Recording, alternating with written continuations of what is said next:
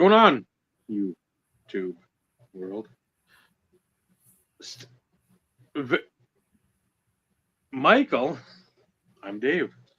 IRP 281. Steve will be along at some point.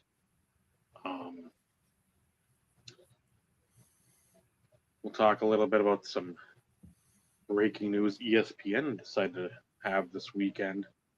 That he's been on Jeremy Lee's show before, like a hobby lawyer, Lasco, something like that. I think Paul Lasco. Gonna file some lawsuits against Whatnot because box breaking, evidently, is a gamble. Nuh-uh. Just like, wow. Most of the time when I find out like a meme or like you many times have told me when I've shared stuff with you, like I'm just gonna block you because I've seen this like 3 weeks ago. I said something. Yeah. I thought I was late to the party and a lot of that type of stuff, but I'm like, we're middle of 2026 now. We're just figuring out this is a gamble. It's like, holy. It's always been a gamble. It's just really, really, really obvious now with the cost is just so crazy. It hurt a lot less when $150 box cost $150. Now $150 box costs $450, and you're lucky to get $8 back. And the other thing that I told Trista, because she asked me about like, hey, what's your topic tonight? And I said that. And I said back then we did a box of Tops, we did a box of Zenith, we did a box of Donruss Threads, SP rookie game used, or whatever the hell it was. Everything got shipped unless you told, hey, Denny, don't send me the base. Keep the base for yourself. Just send me the inserts, the numbered, if I got a hit. Mm-hmm. Most of the time back then, though, all that stuff got shipped. So at least you got something. Mm-hmm. Now, there isn't even enough to ship and have these box breaks. So you're not getting anything. And I've seen some of the stuff on eBay too. It's like, oh, you're gonna buy a spot into a break, and you'll get like whatever they're giving away, a little medallion or something. This is what you're getting.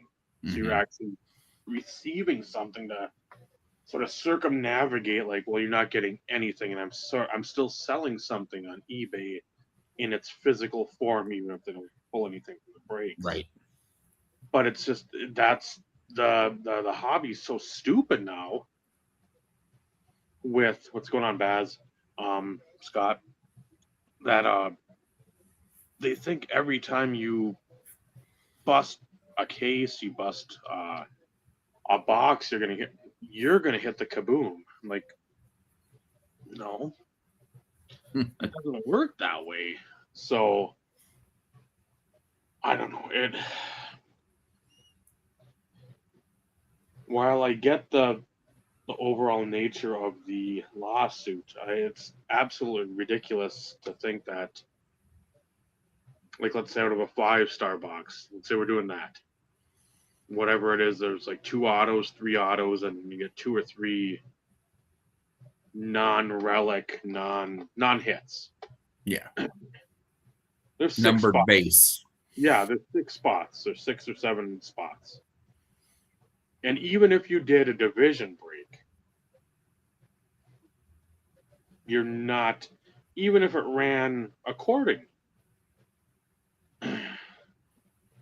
you're still not going to hit every division. No. It just, we've said it before, Brad is the outlier. I know plenty of times Brad does not hit, but I know when he does hit, it's stupid. Very, very stupid. It's awesome. But he's even in the boat. He said, how many times? Don't just foolhardily, I'm a Steelers fan, I'm going to buy into this. Yeah.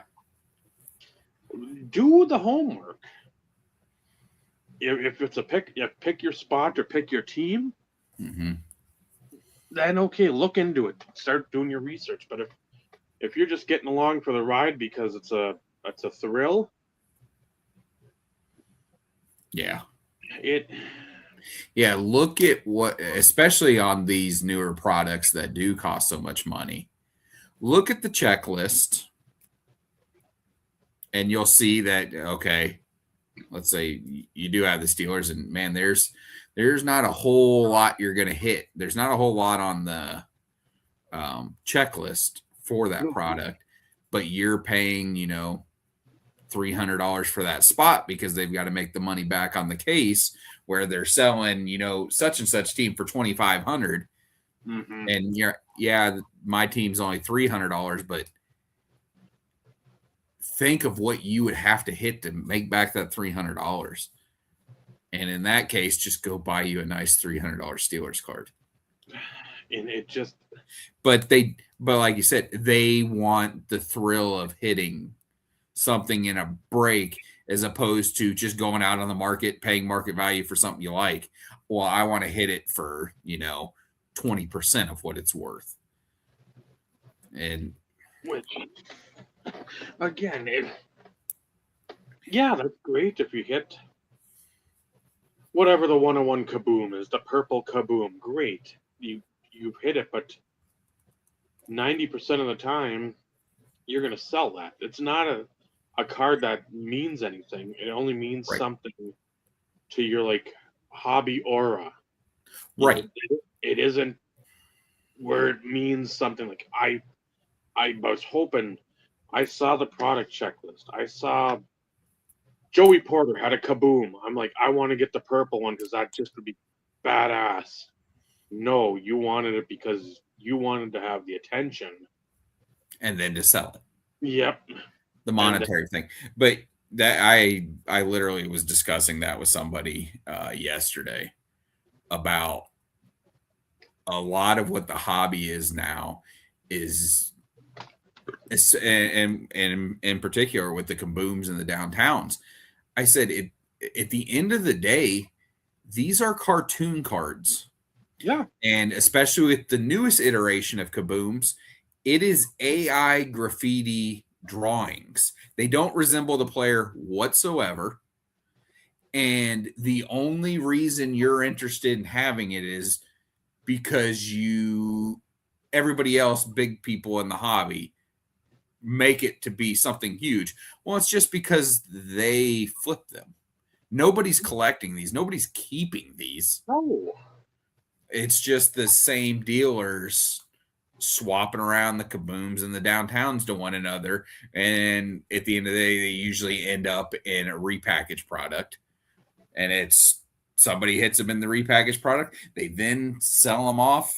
And it just goes, it's just rinse and repeat.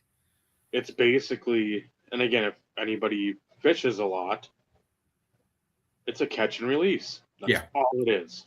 Yep. Yeah, there's no. We had the Fanimation, we had out of Upper Deck, we had Provisions out of Fleer, and at least those looked like the player. That was an artist rendering on a card. This just keeps getting worse and worse and worse, and I'll watch just because I've said it before. My Santiago, I can't. He is just a fucking cunt.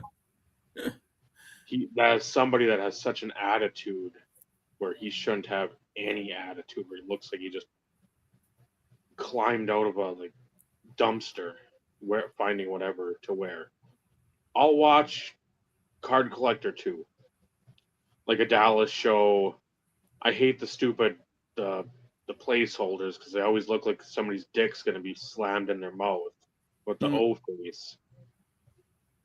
But I'll watch because I know he'll pick up some of the stuff we like. I know it'll be a lot of the junk of now, the downtown, uptown kabooms and all that bullshit. I know that. But he pays strong on those and then gets the actual good shit for cheap that he's going to keep. which I always am just like, oh my god, you got that for how much? I'm like, that even in this day and age, that seems like a solid, Mm-hmm. solid You know, deal. you know what's funny? He somehow along the way he's wound up with my Clay Gold Standard shield. He's got it for sale on eBay for like $3,000 some odd dollars, but it was card collector too. He somehow ended up with it. Which is wild for him to have that trickle into his collection. Yeah, it's a weird one.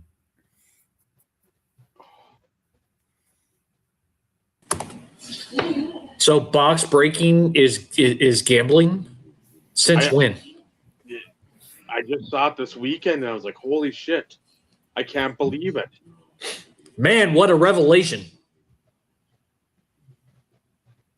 And yes, I did watch the first part just so I could see somewhat what had been said.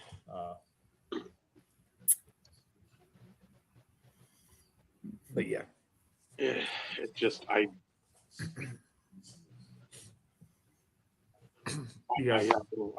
when I saw that, I'm like, oh, cool. Like ESPN.com has a sports card article. And that was what it was. I'm like, you're kidding me, right? This isn't news. This isn't anything brand new. We've all known it. Well, and I think that did you check the date of the article? Because like that has technically been going around for at least a few weeks now. I didn't check, but I'm like, when it popped up and I saw it, I'm like, okay. I remember the guy talking about stuff. Must have been like last year, I think, when he was on Jeremy's show.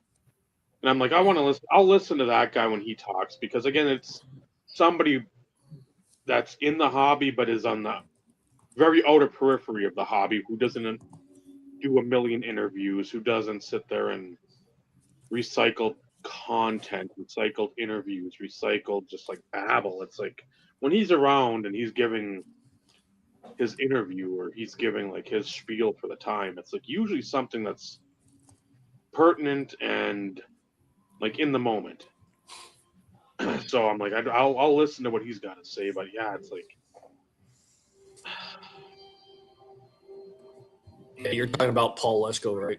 yes, the hobby lawyer or whatever his like little moniker is. But yeah, Yeah, well, he's a straight up fucking lawyer. Like, well, yes, I know that's his profession, but he's dedicated some of his time to kind of read more into and explain in more layman's terms some of the stuff that's going on within the hobby space. 100%. And he dumbs it down for all us non-legal people, which I very much enjoy, because usually by that time in the day, right? I'm trying to put a wooden nickel in a fucking slot machine, so it ain't working. So but yeah, when I saw the placeholder, I'm like, wow, we're going to talk about this again? For like the third time since we've been doing this, it's come up in conversation. And no, that's not a dig at you, Dave. It's just the fact that I'm going to say, to be fair, you talk about the YouTube Hall of Fame 94 episodes every year. And that is nothing. And it's just stupidity. It's not it's just the same. Whoa, whoa, whoa, whoa, whoa. It's 92 times. Michael, stop exaggerating. Whatever it is, it's nonsense. It's literally old people shouting at the sky. Grandpa Simpson yelling at the clouds. Exactly. That's what it is. It looks ridiculous. Correct. But yeah,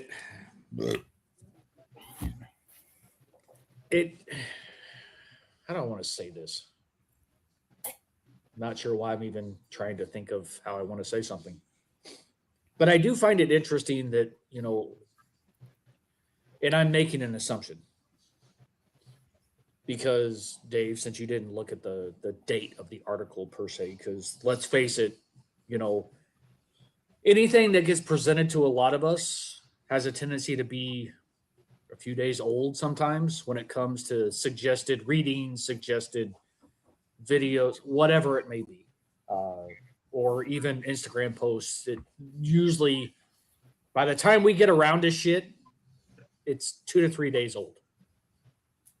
And I'm speaking for myself more than I am anybody else, but I've noticed that it seems that some of the recommended shit that I'm seeing, let's say today, could have been something that was posted like last week. I can't say that that's the case for like articles, news articles, things along those lines. Mm-hmm. But I do find it quite humorous that even though, Dave, you just happened to stumble across it, right? That, again, this is not front page news. The only difference is there is a significant entity besides Fanatics Live, because they should also be gone after too, because they allow the same shit. eBay Live allows the same shit. You can't tell me that, like, oh, let's start with Whatnot first because it's the smallest. Well, is it? At the end of the day, there's 3 large enterprises that allow for box breaking, right? So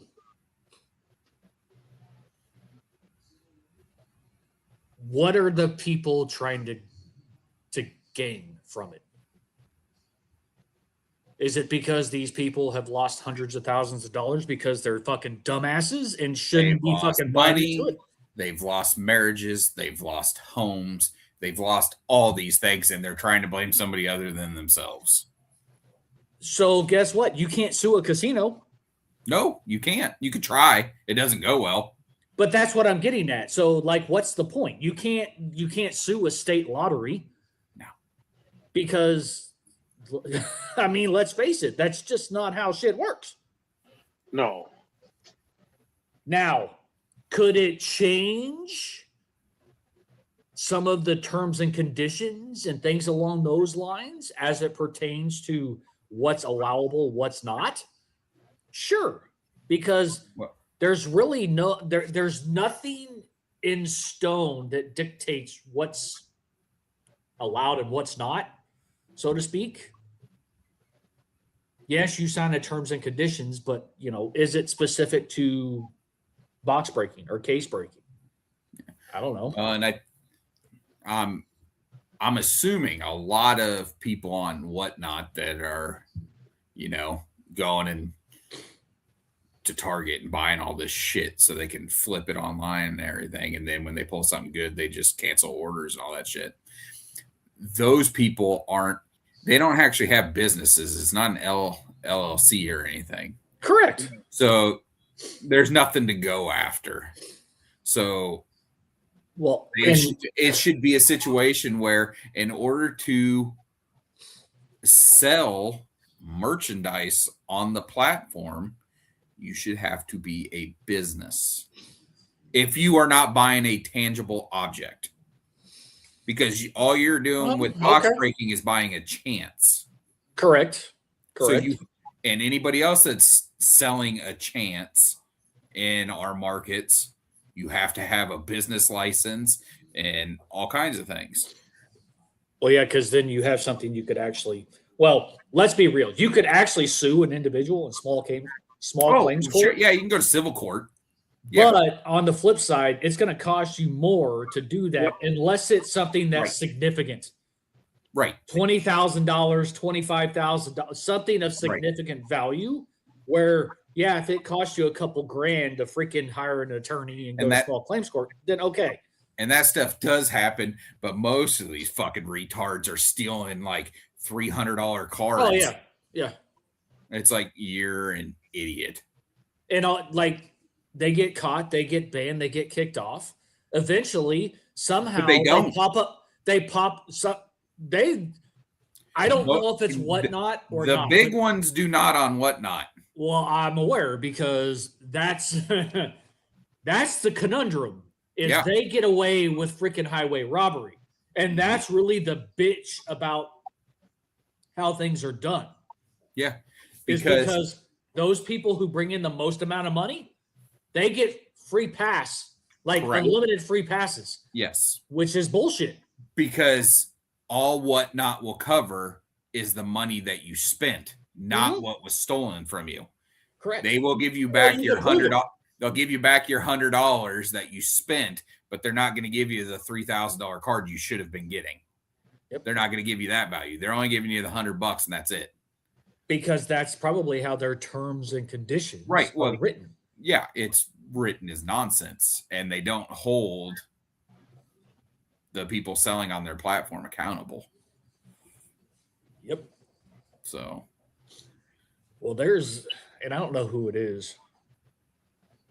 And I'm pretty sure I follow him, but every time I turn around, like every post that he does on Instagram, it's literally some freaking douchebag seller stealing cards.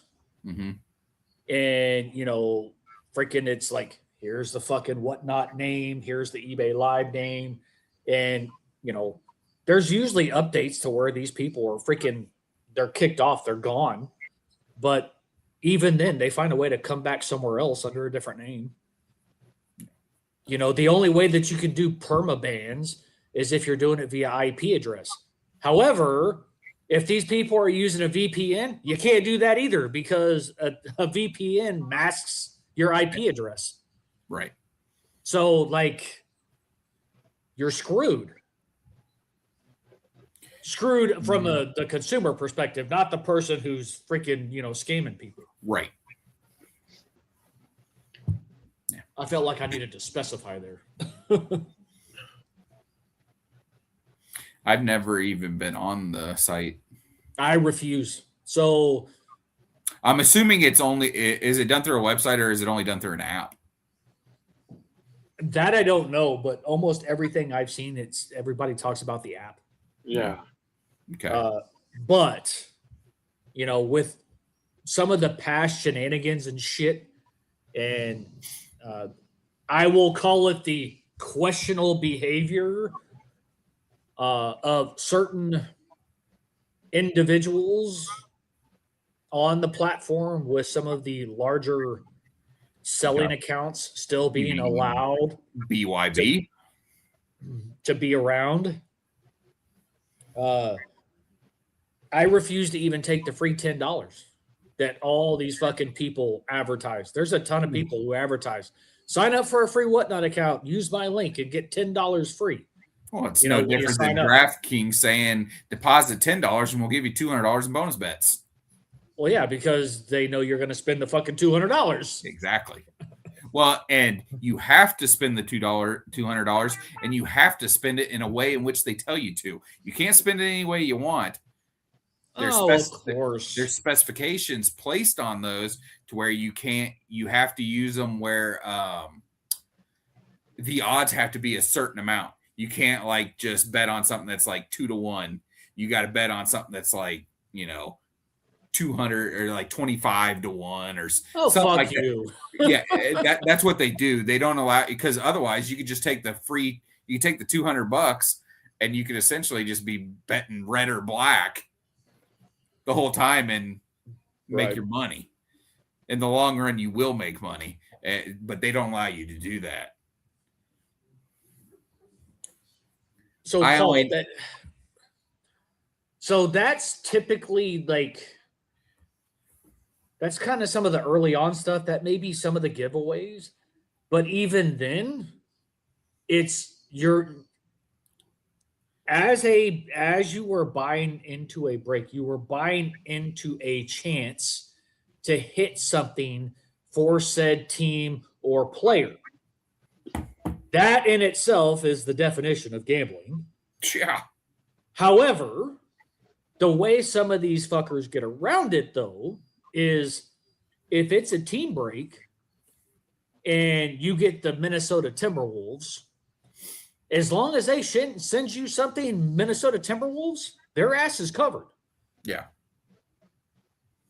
The way, as Dave alluded to early on, the way we used to do it was inserts, numbered cards, hits. That's all that was shipped, unless you specifically asked for the base cards. And usually it would or if cost it you a was a little bit product where the base cards actually had some serial value. numbers, correct? Yeah. Like an exquisite or a national treasures. Triple threads, something like that. Whatever. Yeah. So yeah, well, that was more gambling in our days, technically, than it is now, unless they're doing it the same way we used to and still finding a way to get away with it. Because that in itself, if you're spending money on something, even with it to be a chance to hit something, if you get nothing in return, that's the other argument. Remember when there was a couple people who were selling fucking signed decoys or freaking like signed or doodling on decoy cards? Yeah. As what would be sent to somebody if they didn't hit? I remember because whenever I would join player breaks, this was back in probably stopped in 18. It was 2017 or 2018. I stopped, and I would get into the player breaks, and it was with Rain Whisker, I think it was his name on eBay, but it was Boomo Breaks on YouTube. It was Boomo is who it was. But I broke with him, and I'm pretty sure it was him who I didn't hit anything. It was crazy because it was like a 6-case break of select or, something like that. I would normally join the ones that were 5 or 6 cases. So they would take a long time. And there was a thing where I didn't hit anything and I received, a tracking number. I'm like, well, what the hell is being sent to me? I just figured it'd be like an empty bubble mailer or, a piece of paper saying sorry. It was a pack of 2017 Optic football. And I opened it and it had a Patrick Mahomes rookie jersey in it. Shit. And it was funny because I opened it up, and at the time it really wasn't worth anything because Mahomes hadn't done anything. He wasn't even, Alex Smith was still the starter. Yep. Right. So I opened the pack, looked at the cards, put the cards back in the pack, and put them in a box. And then Mahomes took off, and a few years later, I came across that pack, opened it up, and I'm selling that thing for like $250, something like that.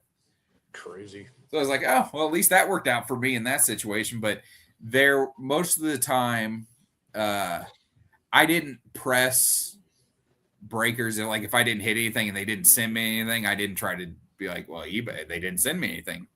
I wasn't that type. I didn't care. I didn't want to. You knew what to expect. That's the thing. Like you went in. This is how much I'm willing to spend on X. Great if I get something. Great if I don't, because that's what we were used to. Yeah. We were wired that way. So if we ended up getting something random, it's like, oh, okay, well, I wasn't expecting that. Yeah. But like, who in their right mind is fucking $252 million with 70 people? What the fuck? Like, I got more important things to spend $3.6 million on. What in the actual fuck? Sounds like that 70 people need to go to like some gambling fucking. No, almost like an alcoholic like rehab. Go to like some fucking detoxification thing for gambling, because that's not Whatnot, that's not Fanatics, that's not eBay, that's That's a fucking you sickness. problem. Yeah, Well, it's a you there's problem. that. Well, and here's the kicker, guys. At some point, you can guarantee some of these quote unquote bigger sellers are going to be brought into lawsuits because of their personalities and being able to bring in people and hype the shit up Oh, yeah. and make it seem as though that they're getting a better value than what they are. It's like, being a snake oil salesman. Like, that's literally what a lot of these people are. Oh yeah.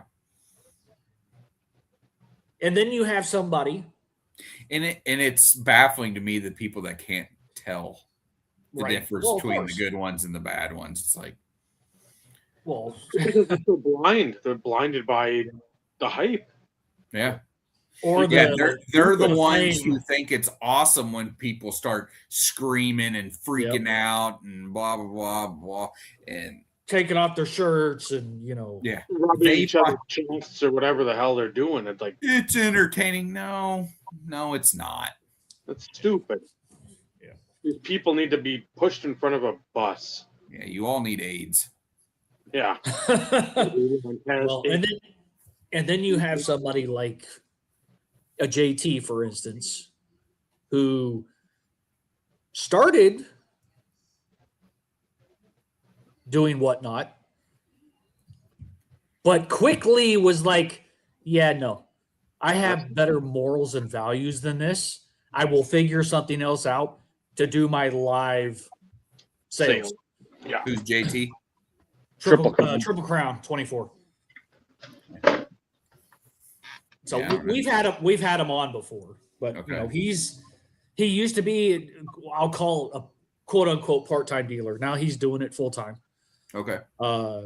But like he's doing eBay Live. He does it 3 days a week. I've never Small been on following. eBay Live, but they sure do like sending me fucking advertisements before it's on my notifications. Oh my God. Do Jim, you fuckers. so do you follow certain sellers though, or have you hearted certain sellers? No. Okay, I was just curious because like if you heart or follow a seller just because of like the type of shit that they list, Yeah.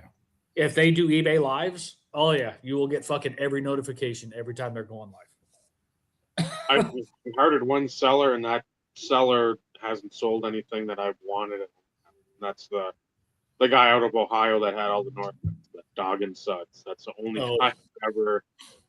In case he lists something again where I'm just completely oblivious. But no, there's. I don't know how many things a day. It's like, oh, here's like somebody with like handbags or jewelry. I'm like, when the fuck have I bought any of that? Yeah. Like never, and I never will. I have not been sent a single eBay promo code that is applied to anything I've ever bought on eBay. Here's some tech stuff. I'm like, does it apply to like fucking Ring of Honor DVDs? Because I mean, if it does, I'll use it. But oh, it's just ridiculous. Well, Yeah. but Ty, that's again that lies the problem. These influencers and all these fucking breakers, they show all these really fucking cool cards, but yet they fail to mention that like they've done 150 different box breaks of the same product before they hit this huge fucking card. Yep. Or in other words, like if you don't follow them per se, the breaking platform or them as a breaker or whatever, if you don't follow them and know that they fucking break every night of the week, for 5, 6, 7 hours or whatever, yeah, you're gonna see all these big hits because that's the hype. That's the hype package. Yeah, I was scrolling through Instagram before we got on here, and one of the things that came across, it was a breaker. It's not one that I follow. It was one of those recommend follows or whatever. And I looked at it, and they were showing the results of 40 cases of Dynasty baseball, which I think it's either five or six boxes for a case of Dynasty. They showed about a dozen cards. So 12 cards out of the, let's say it's five cards a case. They showed you a dozen out of 200 cards. Yeah. Yeah. And they were nice. Of course they were. But the other 180 real bad, because I think that stuff was $2,200 a box. Sure. For a single card. Yeah, fuck you. That doesn't work in baseball when you, especially in Dynasty, where the checklist isn't small. It's big, and there's a lot of shitbags in there that don't have a single $2,200 card on their entire catalog. Right. Well, so all their cards combined. Yeah, that's what I mean. It's Chisholm, yay, Jazz Chisholm. That no, I don't. Yeah, it's Goldsmith was was a Yankee. Nope. Altuve. Nope. Hunter Brown. Nope. Gossman. Nope. Springer. Nope. I mean, you can go down the list and there's nobody besides Ohtani, Judge, Ohtani. Judge, Witt. If you Kurtz is selling for a ginormous amount of money. I mean, way more than you think you probably should. But Kurtz. Nick Kurtz. Oh, I thought you said Kearns. I'm like, Austin Kearns? What the fuck? No. I think you could Let me go find somebody. I think you could hire Austin Kurtz for $2,200 to mow your yard. He's probably on Cameo for probably like $22. Yeah. No, they're, and I mean maybe that like Murakami or whatever, the White Sox. Yeah. And like, because I don't even think Mizurowski's in it. He would be one that'd probably be up there. But yeah, everybody else, it's like, even like Skubal, he's great, but no. Yeah. Nope. I mean, so it's just on price point alone, your ROI, if you're looking at it straight, that you're not gonna fucking make your money back. I mean, you have to hit a cut of someone or a 101 or it's one of those products that if you're gonna open it, you have to buy the case. Yeah. And you hope that the one big card in there is worth $10,000. Yep. And that's such an insane gamble. Well, considering it wasn't that much when it first was released. No, I think it came out around $400 or $500 a box. Yeah, which was still stupid for one. Oh, it was crazy because it's the first time and I could be wrong, but I feel like it's the first time I remember a single card pack being $400 or $500. I'm sure there may have been another one, but I can't think of it. Yeah, I've been struggling to think of anything else that. I mean, it came out before Panini One Football came out. Yep. Yeah. And Panini One Basketball actually came with 2 cards. You got 1 card and then the hit. But sometimes the 1 card was worth more than the hit. That makes no sense either. Yeah, but it happened because they had parallels like golds and 101s that you could hit of the base cards, or it's also where you could get. I think downtowns became a big thing in Panini One Basketball. I think that's where they became real popular and valuable. It was out of the Panini One product. I guess I could see that. Yeah. Anything to drive money to a product. Yeah. So And then the baseball version, it was horrible trash. Correct, because again, you can't. Because I think it was like Panini 3 and 2 or something like that. It was like a full count play, something like that. And it's unlicensed garbage. Abreu's got one that's been up forever. That's number 2. Yeah. So $59.99. Like, buy it now. Best offer. I'm like, I don't even want to offer anything because you want to pay $15 for it because that's what it's worth. I do. I found it in a value box for $10. I'd be like, here's my tenner. Yep. Yeah. But that's what, like, if this is where people should have, well, if they would have been in the hobby, how Leaf used to do the things that they did, like the best of like baseball, the best of football.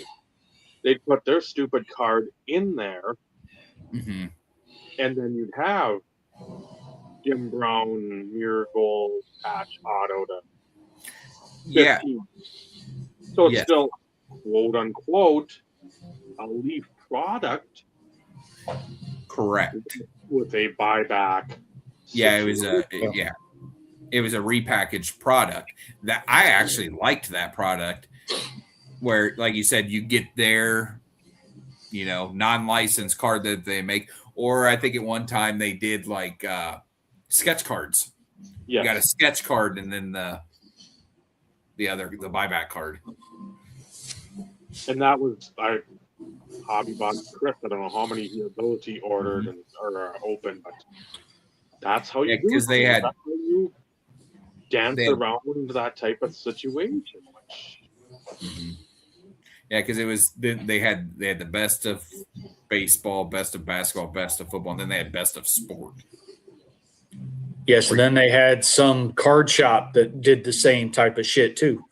Yeah, that's the one out in California with the that he bought a lot of that product too. But it was remember some of the S-Bay, ugly shit. S-Bay. Yep. S-Bay. I've got a couple sketch cards on my watch list for possible Christmas gifts and absolute absurdity of how great these sketch cards actually look like they're drawn by me, and I am not the only artwork you've ever seen me draw is a Amish head. That's literally the only thing you'll ever get. So to see this one, and it sort of looks like one of those artist renderings of like a suspect. Were they the same? Who was the company that put out the gold bar things? That's who I was trying to think of, because they did a shit ton of quote unquote buyback type stuff. But then they made, like, it looked like elementary school construction paper projects of cuts and everything in it, and then they had the gold bar and everything, and people are trying to sell them for $5,000, and I'm like, absolutely not. This is pure garbage, because it looked like construction paper art projects. Yeah, it got bad. Because there was like and I love watching those breaks too, because you had the big box. Yep. Yeah. Because like baseball, basketball, 16 by 20, like it had 13 or 14 different fucking things in it. The treasure chest. That's what they should have called it. Just a treasure chest of fucking so much fun. Shit. Because every time I saw a lot of shit, but there was some really cool stuff though. Oh, there was some really cool stuff, but there is also, they took stuff that could have been really cool and then messed it up by making those customs. Oh, it would have been much better putting those slabs putting those cuts in a PSA slab and calling it a day. Yeah. And they didn't. Definitely could have done something different, because like I think when Chris basically stopped doing his stuff at the store, I don't think that whoever did them was still doing them. Probably not. I don't think it lasted too terribly wrong. Because don't you also remember one of the big names in it? And I don't know if they still do repackaged products because I don't buy product, so I don't pay attention to any of it. But Breakers Row, Yep. they were massive, and their stuff was really good. They had really good stuff because I remember they would buy up really nice cards at National to put in their product. Well, him and that dude and Nate for a while were like running together with the fucking Murfreesboro, Tennessee. Oh, Grand Slam. Yes, they were running like the Breakers Road stuff Okay. on the Facebook Live way back when. Okay. So, and again, it was fucking. I still remember somebody, and it was. I don't know if it was Nate's packs or that Breakers Road packs. They're like $100 a thing. I'll be right back, guys. Oh, Yep. And I think one of the Leaf Limited, a Jim Brown like patch auto to 25, and the dude was just bitching about it. I'm like, motherfucker, sell it to me. I'll buy it. I'll buy it right now for 150. Yeah.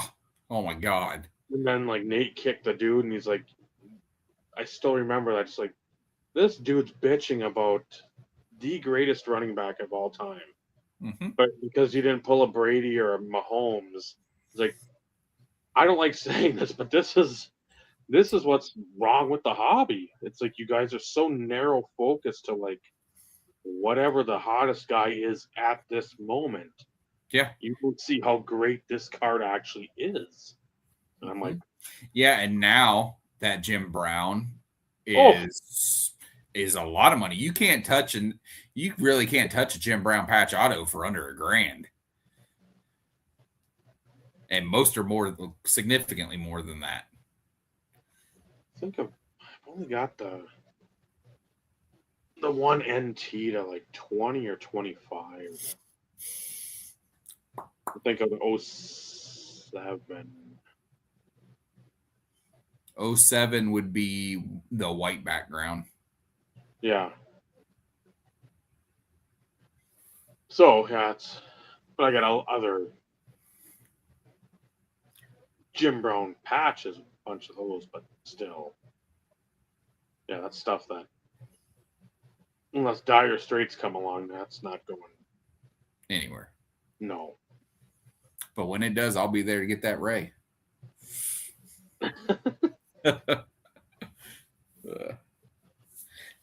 I can't wait to get that chunky patch in. It got sent to eBay authentication today. Which one? The one I showed you. I don't know if I actually told you I got it. I just showed it to you. Said I really wanted it. Okay. The colossal. Okay. Yeah, I did end up getting it. Yep. He sent it out to authentication today, and I'm hoping it gets authentication pretty quick. He's in Anchorage, and I'm assuming it's going to go to California. So that should be it should be pretty much a straight shot. I don't see it going to like Washington or Oregon. I see it going from Alaska to California. But we'll see. But my luck is they'll have him send it to the New Jersey hub. Yeah, and then down to Texas for something. Yeah. Back up your way. Yeah. But yeah, that's I mean, that card is 12 years old now. And it doesn't feel like it is, but they just don't make that stuff anymore. So when you see it, you got to get it.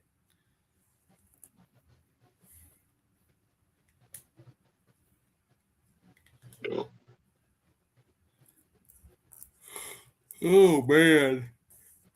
I think I'm up to Upper Deck on the Favre list. Oh, yeah? So it's a lot of writing. Yeah, I would think so. That and that print and the Beckett, that is not readable print anymore. No, it hurts. I found that out. I've got to use the spotlight or the flashlight on my phone to try to side eye it and like, what the hell is this?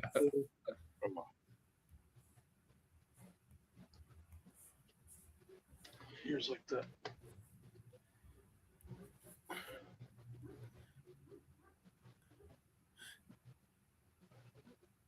the Elway What If. Yeah, They had the Donruss. that's a cool looking card. I see after I made the video on Sunday, several of the things on my watch list were purchased. Oh, really? I'm like, that's the only bad part. I want to keep showing off Benny's with not, the Benny's Jets. not being very slick. No. God damn it. I mean, they're it's stuff I all should have hit earlier, but at the same time, if I hit everything I wanted, I'd be part of that 70-person fucking lawsuit because I spent too much money on all these cards and I gotta blame somebody. Right. Can't be me. Sure it can. I know I did get a cool, and again, for back in like the early years of football, this was sort of like what the gold standard of insert. So I was very excited to get it after the seller offered it to me, and then a couple other bars too that were, I thought, really cheap. So, but yeah, it's writing these lists. So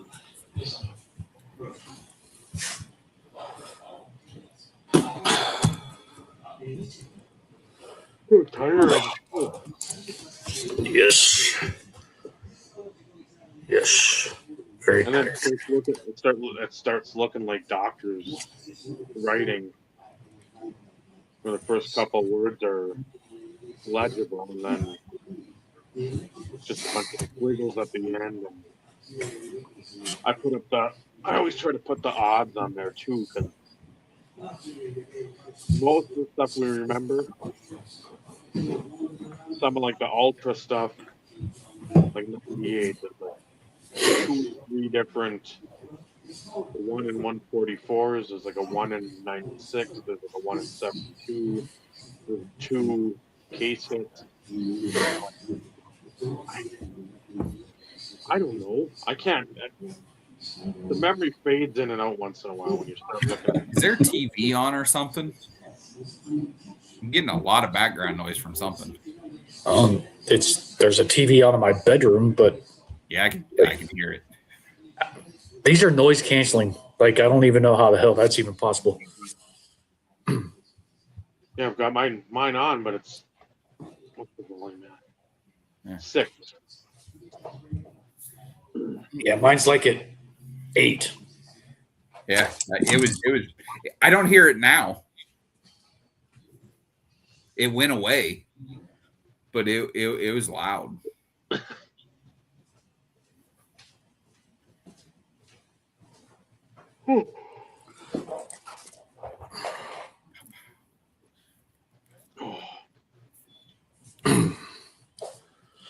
I didn't feel like putting it on.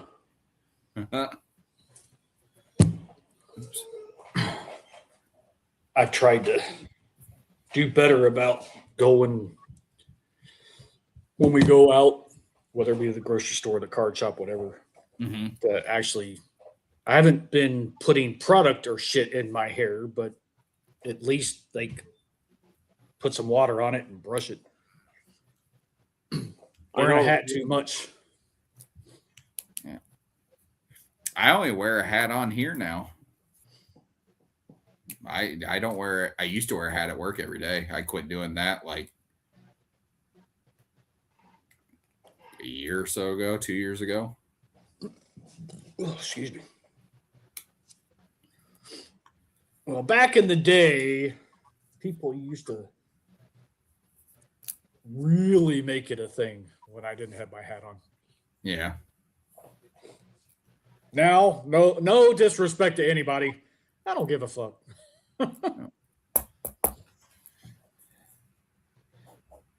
Did you gentlemen work on your list? No, I forgot about the list. top 5, and it wasn't. Again, Top I 5 list that wasn't the 4 major sports. yeah, like soccer again, like the World Cup that being going on. It's not like, oh, this is just some sort of like hole in the wall situation. No, this would be big on deal. mine. It'd be on mine, not like to Ed, where every fucking time a goal is scored, he's It's texting not- 3 to 4. It's not that bad, Dave. It's not that bad. But he does like to keep everybody abreast of certain matches and the scoring or lack thereof. Which, again, I don't usually start watching until I don't care. great story. I don't start watching Glad until you like enjoyed it. whittling down. I don't need to see Iraq and Qatar or Ivory Coast and like Papua New Guinea. I don't care. What? Give me- You're give not me- interested in Bosnia and Herzegovina? Come on, Dave. No, I'm sure that's where some of the relatives are from, or like way backs. But again, Scotland and what they've been going on with that Tartan Army, I'm like, that shit's cool. I'm all about that. No disrespect, Mike, but I think you may want to stop smoking the crack pipe because you're probably the only person ever that says that. Okay, maybe not the only person. Small handful of people. We'll go with that. And by handful, we mean somebody missing 3 fingers. And to boot, we might as well say 2 toes Pierre too. Paul. Yeah. Might as well. So yeah, Jason Pierre Paul's talking about it. Yeah, it's I am gonna say it because I know Dave's probably been thinking it. Well, maybe. I think there has been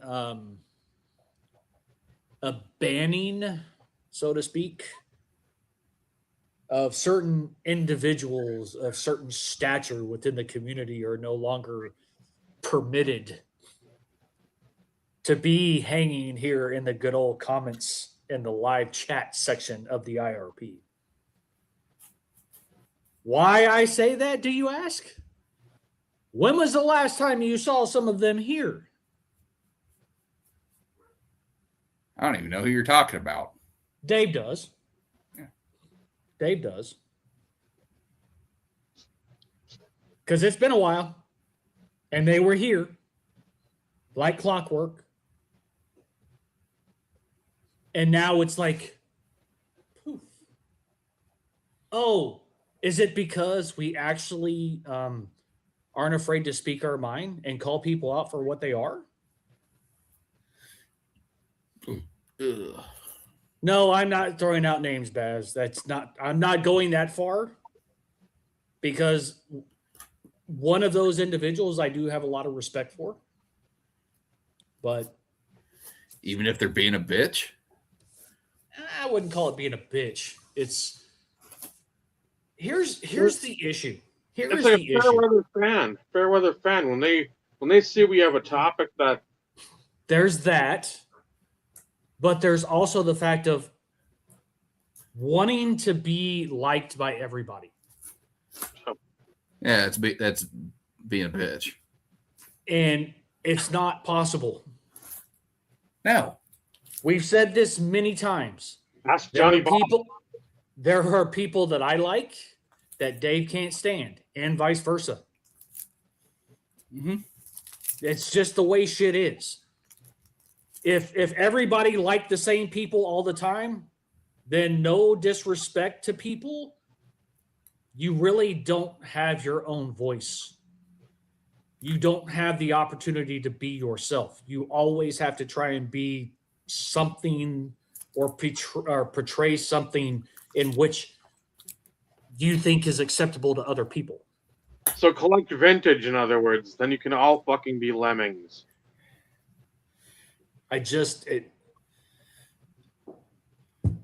I think it's funny as hell. And But yeah, I I wish more people that would lurk, like Rick, like Mangini, like Lou Rock, like some of those guys would comment a little more. That'd be nice. Again, not every week. That's okay. Just check in once in a while. It'd be fun. You want again? People say they build the community. You don't. You don't. well, technically we don't either, but you Well, but we don't sit But there. do and you we- claim to? know. That's the difference. Maybe we do. Subconsciously we do. Oh no. No, Mike, Vinny's been between soccer with the kiddo and he's got some major projects going on at work. And I think he's due to travel again here soon, if I'm not mistaken. I think. I don't remember exactly when, but I want to say he had mentioned something that it was coming up. Yeah, he's got a lot of irons. He's got more than in a good way. This is at least in a good way because he is really enjoying his job, even with some of the headaches and the frustrations. But this isn't like it used to be where he was stuck working late and just hated every single bit of it. Yeah, So it's because it's like his good friend that he's working for or under or you could call it working for. yeah, and I mean it's like he likes him, And they go way back. and they know that there's a bit of a give and take there. Like if I feel you're being a bitch, I'm gonna call you out on it, and you're not gonna get like fucking real emotional and pissy. You're gonna be like, okay, let me sit back and like take a look where you're coming from because we've been together how long? I understand. Okay, now I see what you're talking about. You bring up this point or that point. Okay, so it's a good rapport, good repertoire, whatever you want to call it.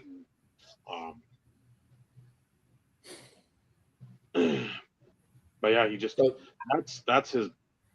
I think his biggest issue is yes, it's Not- the not- other people turning the dial. Like, hey, I'm done. If He's something trying. if something needs to get done because it's got a deadline of tomorrow at noon our time, okay, but that's not every fucking day. I want to just I need to do this. It's like just I don't say pump the brakes, but like learn to shut it off. And a lot of times we all can't do that. It's like no matter what it is, we just fucking pedal the metal and He's dealing with people who aren't willing to take a step back and listen and maybe realize that what he's talking about actually makes sense instead of putting words in somebody's mouth or making assumptions or reading into certain things without actually understanding the end game. They're like here. Vinny's already looking all the way fucking over here. But it takes, like, things just have to fall into place. He's trying to get information from people, and they're not always willing to give him data. no. So it makes it that much harder for him. But he's also one that it's like, okay, fine. You don't want to be a part of this? I will fucking figure it out. I'll get the shit myself. And then basically, you are of no use. You've shown me what you can contribute to any situation, and that is jack squat. Yep. So when it comes down to it, once all this stuff gets up and running and is running like a fine oiled machine, from a cost cutting perspective, you're gone. So I know that's really his biggest frustration, anyways. He's got it. So he reports to his friend, but he's got like a dotted line also to the CEO. So he's got pretty much free reign to almost do whatever he wants to a degree. Yes. But he has justification as to why he's doing certain things. And if that's not acceptable, he has 3 other options ready to go in his pocket. Be like, okay, well, what if we do this? So again, he's like 3 steps ahead. There's a lot of trust bestowed to him because of his intelligence and foresight. Mike, that's funny. Broncos cards that I picked up. Yeah. I know Michael's picked up a few Packers things. I have. I didn't show them on the actual show last week. Well, because like it's been a bit for Mike, so Yeah, well, typically I show my pickups before we go live. correct. I can pull out some. Yeah, well, see. It's going around, Baz. It's going around.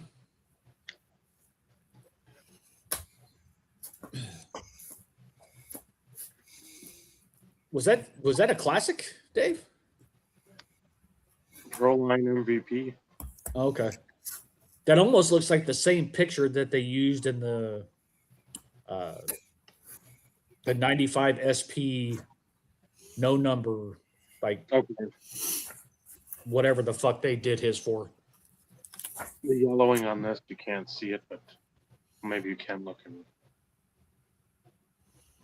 Yeah.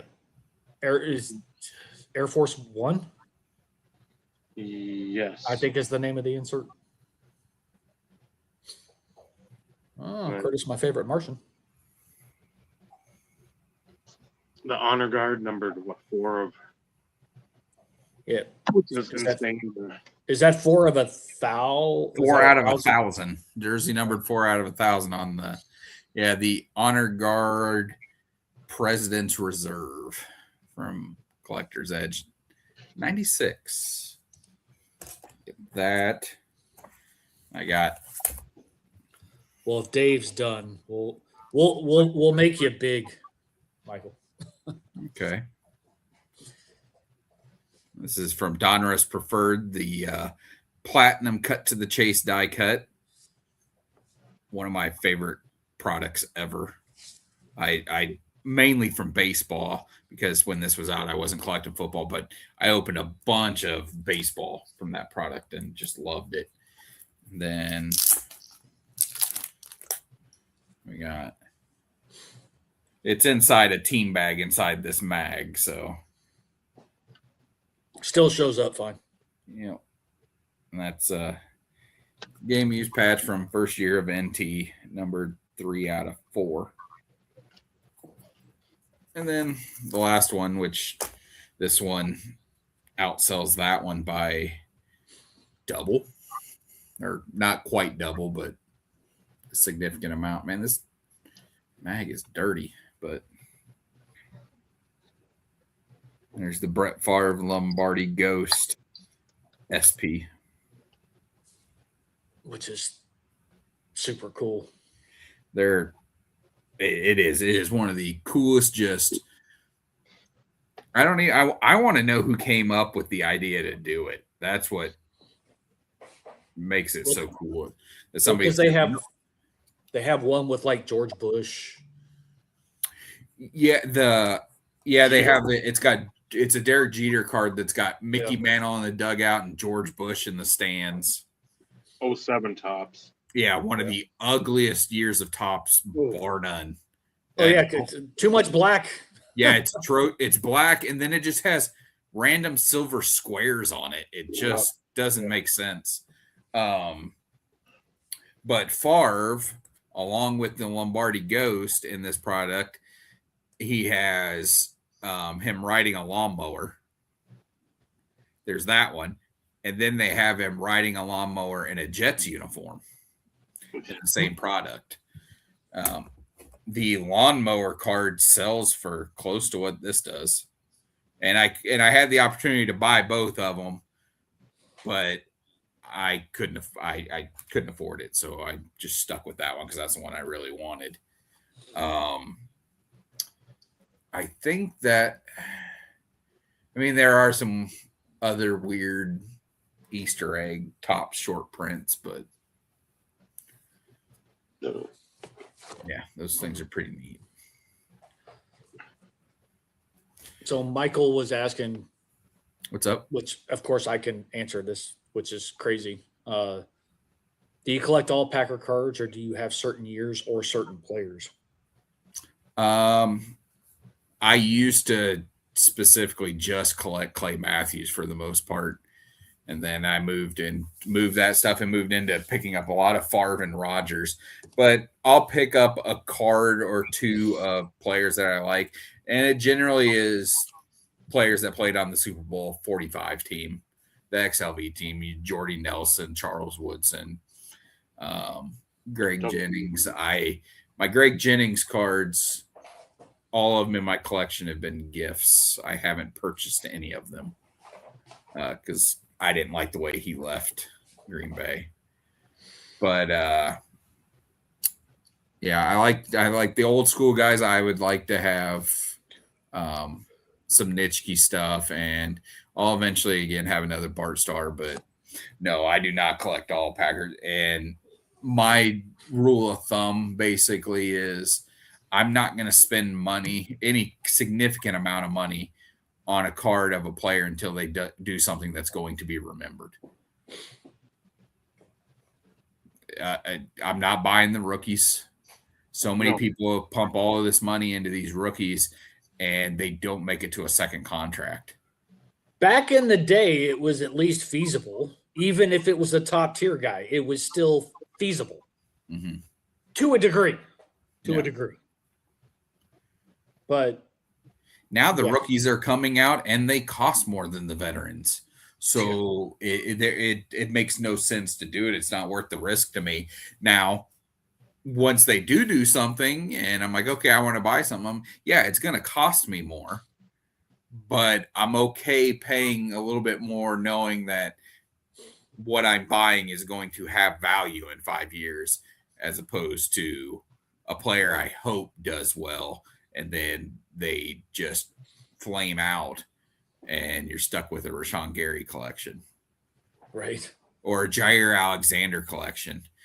That's really sad. Now Jair, I will probably pick up something of him someday. Because I loved that guy. I hated the way his career ended up turning out. And, I mean, mental health is a rough thing. Yep. And the injuries just kept adding up, and it took its toll on him. So which it can do. Yeah. I mean, it ended the career of Andrew Luck. Andrew Luck got tired of rehabbing and said, fuck this. I'm going to go live my life. Right. And I mean, he was obviously super smart and had his degree from Stanford and was going to be fine. But he was such a stand-up dude that Jim Irsay gave him his money and didn't ask for it back. It was like $20 or $30 million signing bonus he had gotten in that off season whenever he ended up retiring, and he offered to give the money back, and Irsay said no, keep it. Well, the one decent thing that Irsay probably ever did. Yeah. But then again, you know what? It was his own personal demons. He hurt himself, so I don't have a problem with him. I didn't mind him as an owner. Well, and I think, truth be told, neither do I. But at the he had a huge bad rap for a lot of years. And well, I mean, truth be told, I don't keep up with a lot of that shit in the first place, unless it's just so egregious that And even if it is egregious, if you have enough, nobody cares. Because look at Jim. People still talk good about Jim McMahon. He might be the devil. He could be. He could be. I mean, that guy's That guy's done some really, really bad stuff. And the short answer to your question, Baz, like at least from my perspective, is yes.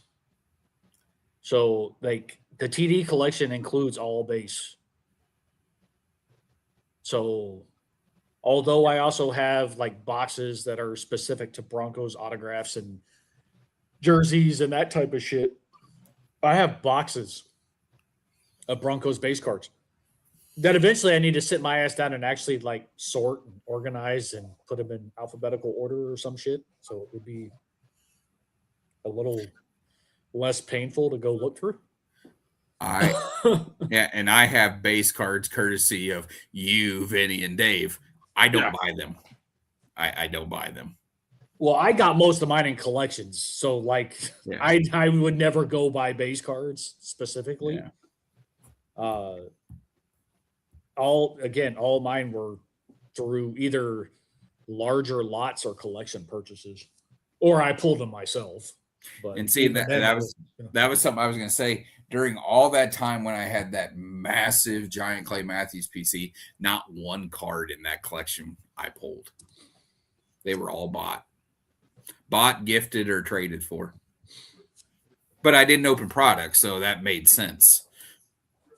The only box of cards I opened during his time in the league was that box of 2013 Jumbo Score. And somehow didn't pull a base card out of a minute. Because that's all I was looking to pull. I was like, just let me pull a Clay. Never did. Well, since we're talking about gambling, so to speak, or opening product as it pertains to gambling. Everybody knows I've been on Magic kick because again, it's been fun with the kiddo.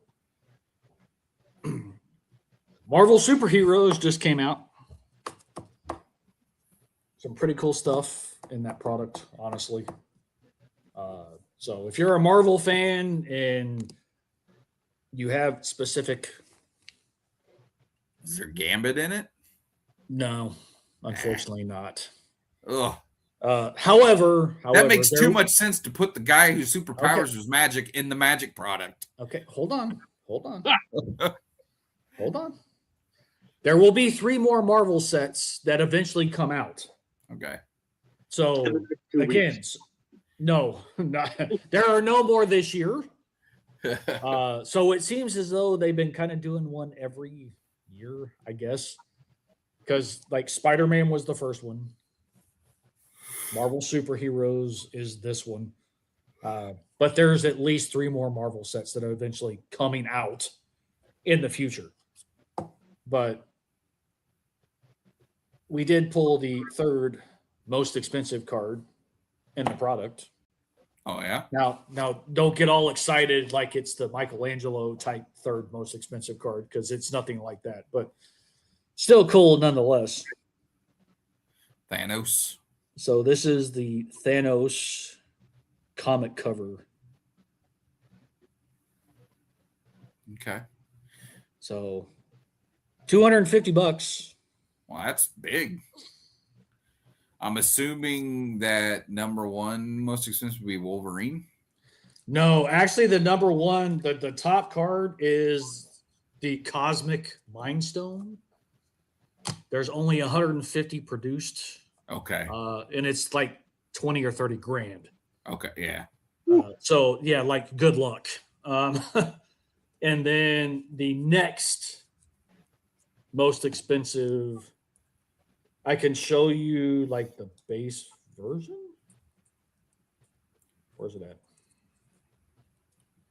And for me, for base cards, it's Johnson, McCown, Northcutt, Sims Walker. What the fuck is it? Collins. I think I already put it in the box. But so the second most expensive card is also the Mind Stone related, but it's the borderless Thanos version of the Mind Stone. And it's Thanos, it's foil. He's holding up his hand like with the gauntlet. metal, Yeah, and it's like the rings. So the stones are there's 5 spots. So there's only been 2 stones. There's been the soul stone and now the mind stone. So in order for it to make sense, there has to be at least 3 more. 3 more products. Okay. So That makes sense. Magic is still doing good. And the Mind Stone came out of Vision. Sure. I never said I watched the movies. Yeah. I have no idea. I Vision was played by Paul Bettany, who's one of my favorite actors. So here's the thing. This was not a set I can't say I wasn't excited for, because my kid was super excited for it. So of course there's some level of excitement. But for you, was like what the Ninja Turtles was like. That's your jam. Oh yeah. This is like, okay, yeah, I'm amped, but that was the money. And I spent more than I should have on that set. But it's still not complete, which is the scary thing. But I haven't bothered. Like I could finish it probably for $55 or whatever. The cards that I'm missing. I just haven't bothered to pull the checklist and go search and do some shit and just like slowly start plucking stuff off. But we are 2 cards short of the base set for Marvel. And by base set, I mean one of every common, uncommon, rare, and mythic. We're not doing foil. We're not doing borderless. We're not doing any of the other shit. Mm-hmm. Because like not only do they have like these type of comic covers, so it's just the front because that's the back. Yeah. Then they also have these comic covers. So this is Black Panther. This is about $110. That came out of the same box as the Thanos, but it's a flip card. So this is the front. So it's King T'Challa in comic style art, and then it's the comic cover. Nice. So there's 2 variations when it comes to the comics. That's where I want to see comics and artwork. It is in Magic products, not in fucking football cards. But then they also did these too. So these are borderless. Well, I want one of those. That's badass. And it's got their name in the back. $125. It's yours. Huh. Let me think. So this is the foil version, of course. So this one's Right. more expensive. I just sold the non-foil for $25. Yeah. Well, I'm gonna want the foil because foil's awesome. Yeah. Well, I I haven't listed it yet. So if you want it, let me know. I'll save it. Well, I'm going out of town this week, and I'll let you know when I get back. Plus, Again. I'm still dealing with my Well, the homeowners insurance figuring out my roof. Oh, if you are, in all seriousness, Michael, if you are seriously interested, I will sit on it, and we can work out something. Because by then it'll probably drop some, because this is still pre-release pricing. Yeah, it's through the roof, so it's going to settle. I've been trying to list as much as what I can because it's still in the middle of pre-release, and I'm actually getting decent money for some of this stuff. Getting traction. Yeah. So, Ty, yes, they every 45 days, give or take. It's supposed to be every 60, but it's every 45 days a new set drops. Every 6 weeks is crazy. Yeah.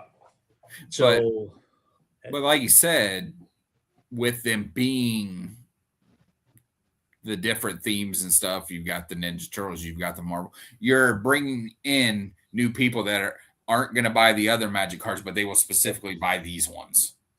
So that helps. Whereas I just can't comprehend the Pokemon. It doesn't make sense to me. Right? How It it doesn't make just any they sense to just me either. keep printing the same characters over and over and over and over again. There's new products come. I know you say it's not. It literally feels like every other week to me that there's a new product. There may be variations of a certain set, but they purposely theirs is more of a different timing component. With Magic, each set release it comes with a multitude of products. So Right. you have the play box, the collector box, commander decks. You have Draft Night. You have Game Gear. no Game Gear. Sometimes they do scene boxes. Sometimes they do Jumpstart. So there's just a multitude of products associated with each Gridiron release. Gear. There's the Game Gear. So and with Magic, a lot of people are not as happy with what they call the Universes Beyond sets. Okay. So Avatar, Spider-Man, Lord of the Rings, Assassin's Creed. They did a Warhammer. They did a Doctor Who. Perfect You know, Strangers. No Perfect Strangers. No So- Balky SPs. Yeah, no Balky SPs. I know. Weak. So there's only 3 sets left to release this year. The next one is The Hobbit, I know. and collector boxes are already pre-selling for $800, which is just fucking stupid. And then it's Reality Fracture, which is an in-universe set, and then the last set of the year is Star Trek. That'll be big. So Do they already have Star Wars? they probably won't ever have Star Wars just because of Disney. Oh, licensing. Yeah, but Disney owns Marvel, so I was going to say that. It's all about timing when it comes to how much they pay for the IP. right. Like I want a fucking Mortal Kombat set. Yeah. I would like that. That would be another like Teenage Mutant Ninja Turtles. Like I'm fucking all in type thing because like Give me that Road was my Rash game. 3D. I mean that was my game. So like Contra. but that would be hard. I know. Give me Mario Kart. Oh God, that I will. That I would- will play anyone for Super Nintendo. I will play anyone Yeah, it's the greatest. that wants to step up. Again, I might not be as good as I once was, but I'm as good one. I'm as good as I ever was. I have a The t-shirt power? over there I have a t-shirt over there hanging up in my closet that is Mario Kart. I was wearing it just a couple days ago. Ty, that's combat with a K. Yes. We'll But get up here. but yeah, it's Get up there. again, it's about every 45 days, and on top of that, they release what they call a secret layer, which is specialty sets and certain treatments, and what seems like every fucking 10 days, it almost seems like there's a new one that drops. It's spell checking you. That's the problem. It's not going to let you spell it right. Quit trying. But they are trying to do too much because every product release has had some sort of delay.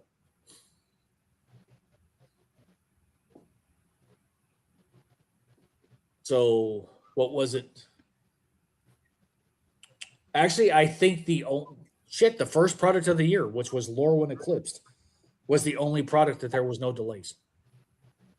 So with Teenage Mutant Ninja Turtles, it was the pizza bundles that were delayed.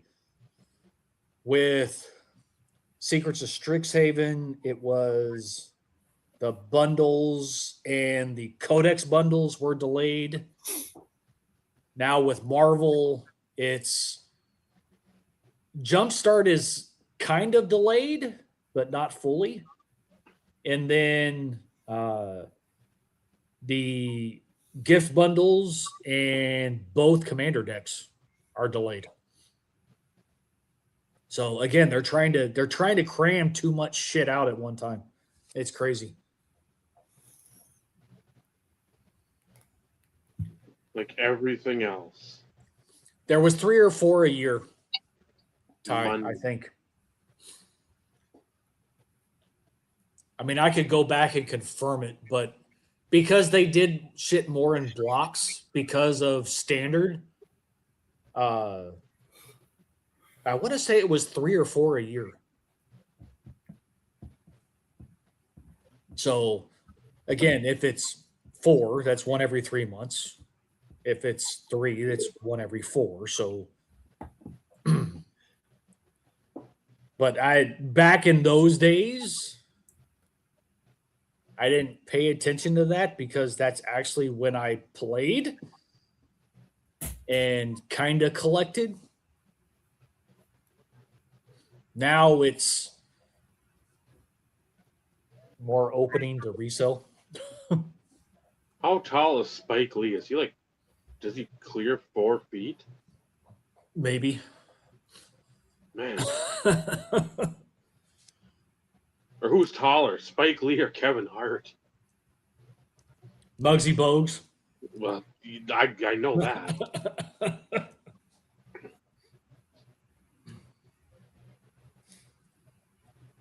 But yeah, the whole Magic stuff has been fun. I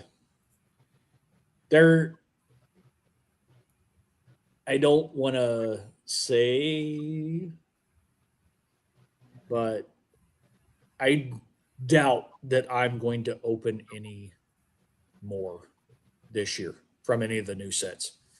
I might buy something to sit on, but I really have no interest in opening any of what's coming out. They have some really cool stuff in The Hobbit, but $800 for a collector box pre-sale? Like, ain't happening. There's some cool shit. There is some really cool shit. Some really cool treatments. Like the main one of the chase cards, I'll call it a chase card, is really cool looking. They're bringing back the dragon scale shit, Ty. You know what I'm talking about. For one of the main cards. It's borderless, textless. It's got the dragon scale treatment on it. It's foil. Really fucking cool looking card. And I think it's serial number too. But it's nothing compared from a price point perspective to like the Cosmic Soul Stone or the Cosmic Mind Stone. Because again, those are 20 and 30 grand. The Golden Chocobo numbered to 77 are like 70, 80, 90 grand.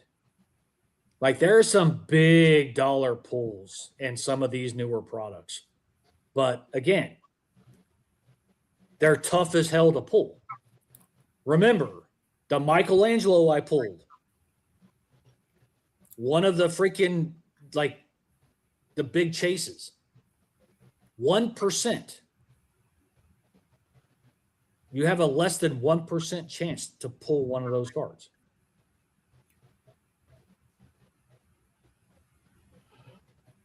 So you probably have a better chance of getting struck by lightning. Well, and again, Ty, this one's I'm pretty sure serialized, and again, it's one of the chase cards, so it's going to be limited in quantity, anyways. And I don't know if they're doing it with anything else, but I know that and the only reason why I'm saying this is because I know Ty will actually go look because he opened Tarkir Dragonstorm and they have the dragon scale variations in that product. I think that it's Sauron something. I don't remember the rest of it, but it's Sauron. Sauron. Sauron.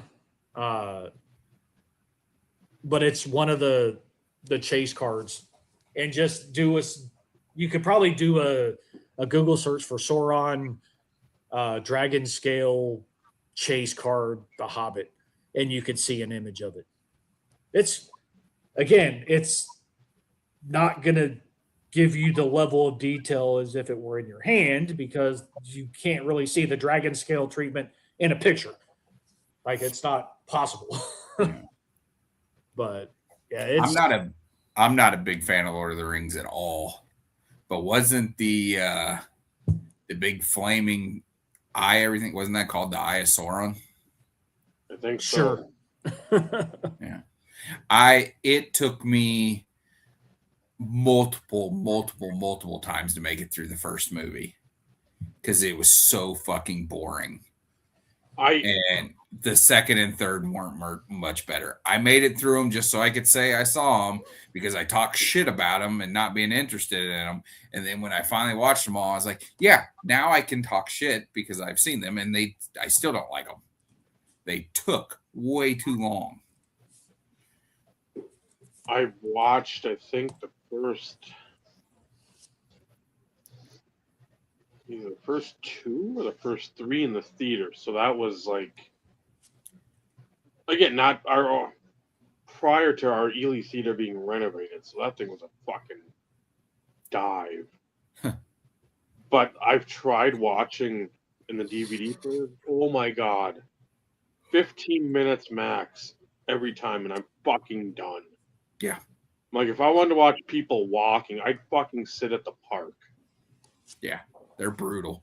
I mean, and again, I know nothing about it. Either any of them. Clerks 2 sums it up perfectly. Works for me. Yeah. There's a scene in there where they discuss it, and it's like, it's 3 fucking movies of walking.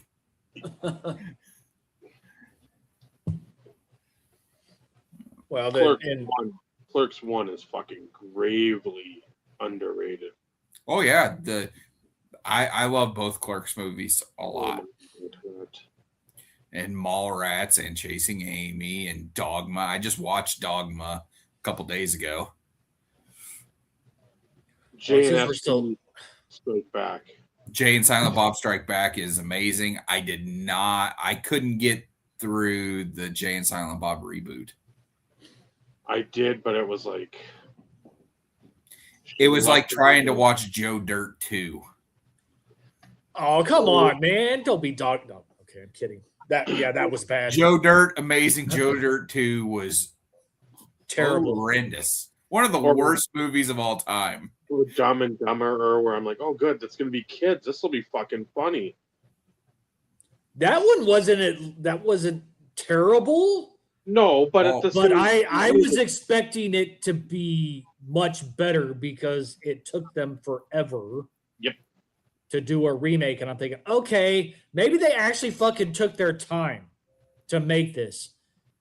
There was a few parts where it's like, okay, yeah, I didn't watch it because I didn't want it to ruin my love of the first one. Let's don't do Happy Gilmore 2. Like, oh yeah, that was bad. It had its moments in certain spots, but yeah, it's nothing compared. You can't recreate that magic. No, you just can't. I think the only part I liked about 2 was all the golfers in it. Yeah, all the cameos were awesome. Yeah, the cameos were good. But other than that, the fact he had John Daly living in his garage, fucking loved it. Oh, cried. Yeah, that was greatness. I was like, yes.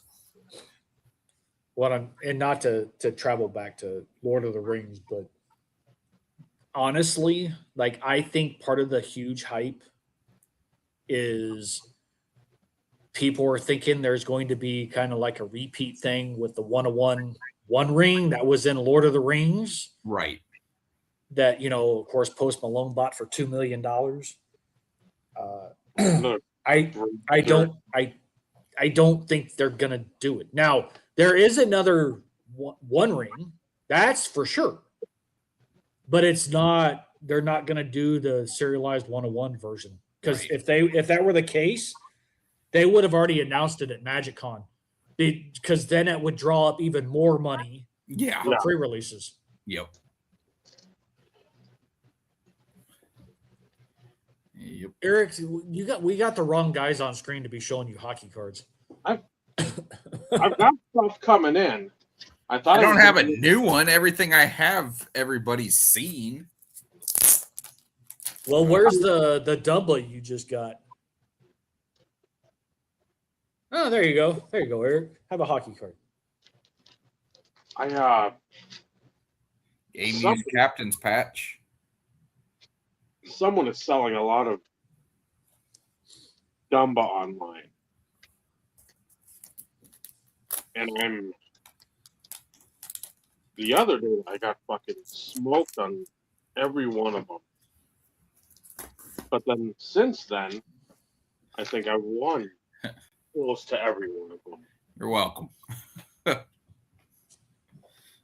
Well, obviously they wanted the ones that you got smoked on. No, wanted no. it more than you. When you see the video, you'll be like, why? It will literally makes no sense. But there you go, Eric. Yeah, that one's That titanium product had some nice cards in it. To 15. great spatial awareness of leveraging that small window for the maximum number of colors. Yeah. Oh man. I But I'm waiting for them, and I hope they don't do it on Napoleon Dynamite 2. I hope that doesn't occur, They better not.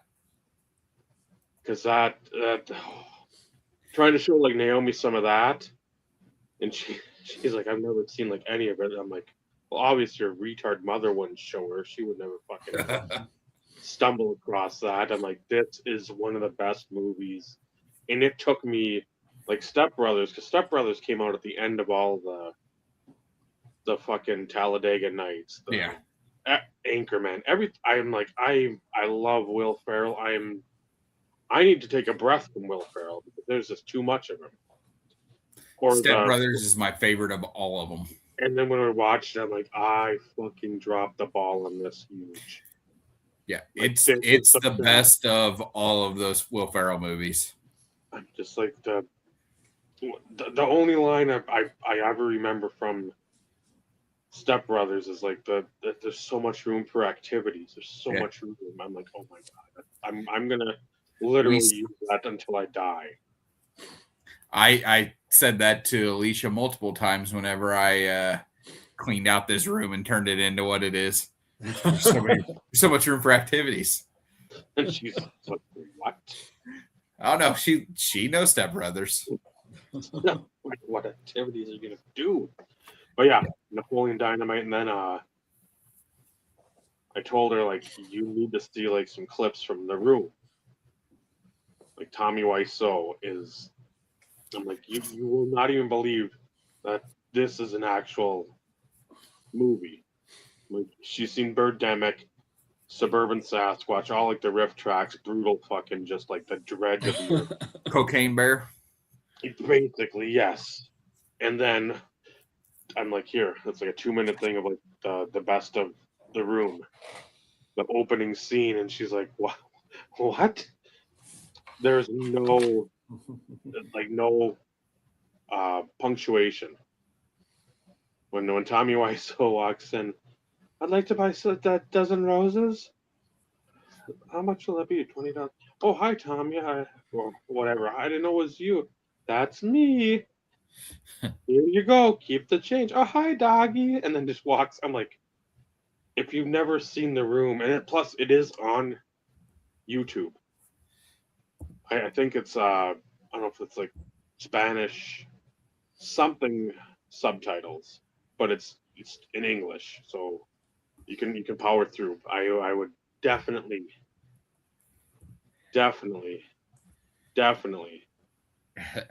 recommend watching it because it's abysmal acting.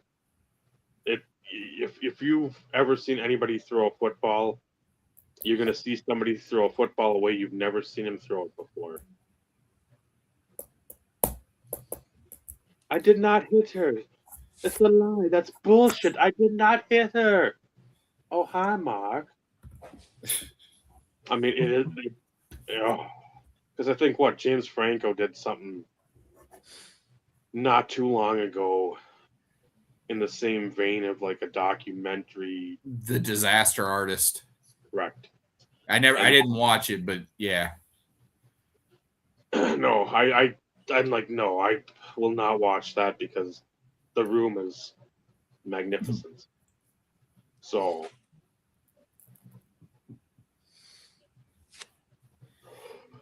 Well, Cocaine crabs. All right. the acting, the verbiage,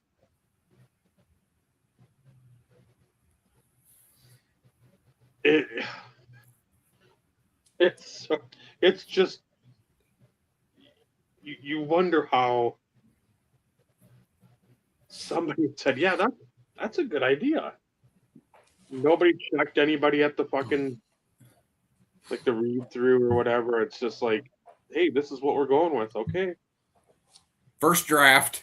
We're not making any changes. There's one in the thing. They have a scene with like Tommy Wiseau and like the one of the guys in like coffee shop. He's like, "Oh, I got a new client today." Like, "Oh, really? Yeah, at the bank, a lot of money." Well, what's it about? I can't tell you that. Oh, come on. No, it's confidential. Anyway, how is your sex life?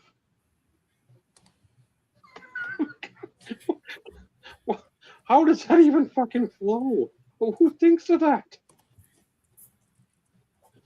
Again, The Room, Tommy Wiseau, 03-ish, somewhere in that neighborhood. Take care, Mike. Good night. Have a good one. I think like an hour and a half. You've watched other shit for an hour and a half. That sucks. This will be something that you'll hopefully incorporate a couple of these sayings into your maybe not every day, but find an opportunity to shoehorn some of this nonsense into your vocab, your nomenclature. Yeah, I don't need anything that's going to kill my brain cells, but thanks.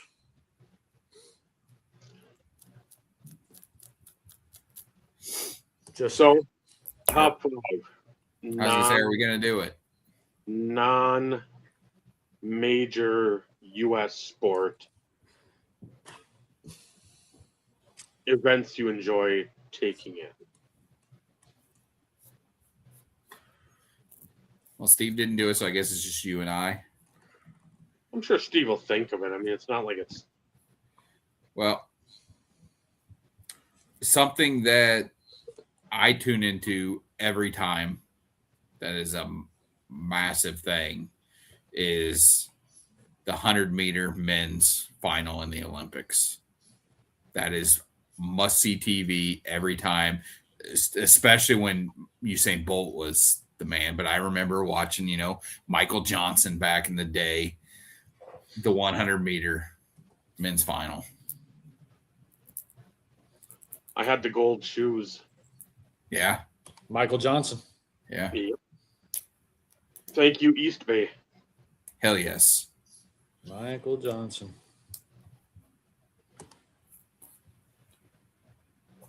We'll start with the easiest one because it comes as a shock, and I'm glad you two are both sitting down.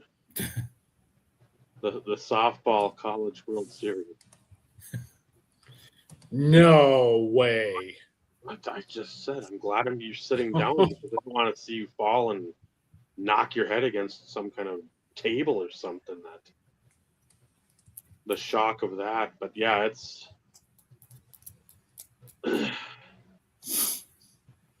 again for the obvious reasons of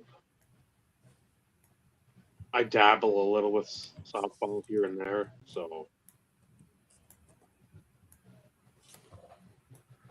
And when you get to see, like any other sport, especially if like your kid or somebody you know plays that sport, and you hear the lament, and then it's like, okay, they're watching too, and it's like, look at that, that fucking happens to you. It happens here too.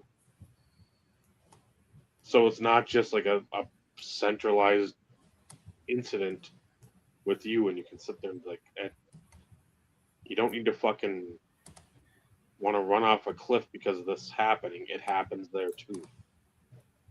So Good to know. I did not remember him being the 200 and 400. Obviously. that was what 25 years ago ish. Yeah, it was sometime. First ever to do it. Carl Lewis. I remember Carl Lewis. Uh-huh. And then What? did he ever race the Pistorius? Did he? I remember the big controversy. Do what? Sling Blade, the one from South Africa that killed his girlfriend.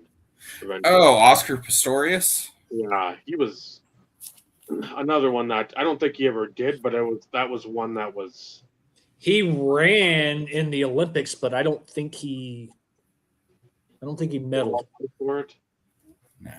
No, I don't think he medaled. Now, I think he also went and did the Special Olympics though too. That's where he actually like the ringer. Yeah. Yeah. Yeah, Pretty you're not gonna much. see him. The Goodwill games. Yes, maybe that. That used to be on TBS. Yeah. Okay. The next one I'm going to go with is not sports related at all, but it was something that tuned into, and that was the ball drop on New Year's Eve. That was always a big deal in my house growing up, anyway. Try to make it to midnight to watch the ball drop, and you're watching the replay of it because it had already been dropped for an hour. Depending on where you were in the country. I was always in the Midwest. Yeah, there's. I tried to watch it live. Well, I mean, you watch it live, but it's 11 o'clock. Correct. You're like, yeah, oh, fuckers. But yeah, it's like, hey, technically you're up until New Year's on the East Coast, so technically if you want to, you can go to bed. Yeah. Just saying.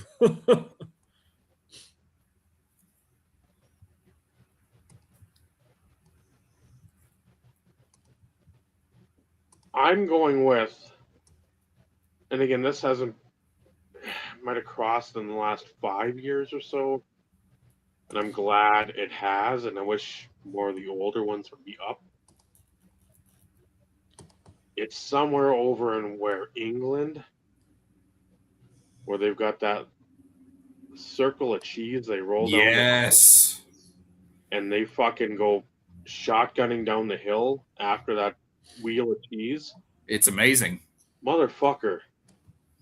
It might be the most exciting 30 seconds in sport. And I think that's why you have such a chance of death.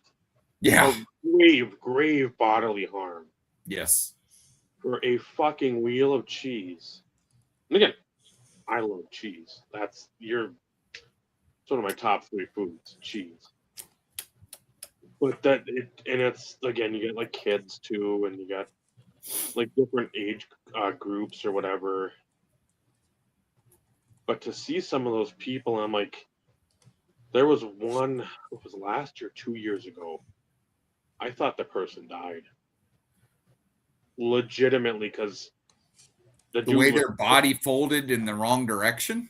full sprint, and then like about halfway in the left, more left side, left quarterish, there's sort of like a divot area, and I think he misstepped there. Didn't when he crawled up, he might not have crawled on that side. He just crawled straight up, and I mean, he fucking just bing, like flew in that. I'm like, that was it. Yep. He landed, hit his head, and then he was out. So Yeah. when you're knocked out, you can't control how your body's falling. No. So that one was, I'm like, oh my God, that's brutal. Yep. So again, that thing, it's come across very recently. Great. And if you haven't looked it up or haven't seen it, look it up. It's on YouTube. Again, it's just look up cheese wheel race England. I'm sure you'll fucking stumble across it. It's fun. And again, it's not long. I think maybe if you're watching a full grouping of the races, it might be an hour. And you might be like, okay, that's enough. I don't need to. But you might be like, oh, this is enjoyable. I like seeing people get hurt over cheese. Yeah. He mentions there, that was one I almost put on my list, was the strongman competitions. I used to watch when I first started watching those, that was when Mariusz Pudzianowski was dominating. The Van Magnussen or whatever. Magnus for Magnuson. There we are. That guy. I remember that one. I mean, Yep. all those dudes. You had Bill Kazmaier was the host, the commentator. But yeah, He- Mariusz Pudzianowski was the guy whenever I first started watching. But I did love the lumberjack and log rolling contest. It was sponsored by Steel. Yep. Those were really fun to watch. Oh. And they've got them. They've had it at the festival here in the end of July, I think. But it hasn't been like the ones you see on TV. Yeah. And that's what I want to see. I want to see the tall post, and you're just like chop, chop, chop, boom, all the way down, and or when they're standing on it, the huge. when they're standing on it with an axe, chopping it beneath their feet, and then they spin around to cut through the other side. Yeah. But yeah, the climbing of the pole was awesome. Mm-hmm. Another big one that when this happened, a lot of the world stopped what they're doing and they paid attention. That was anytime Mike Tyson fought. Correct. That was a major event. Yeah, you had that lead up on ESPN constantly. Whole week you had.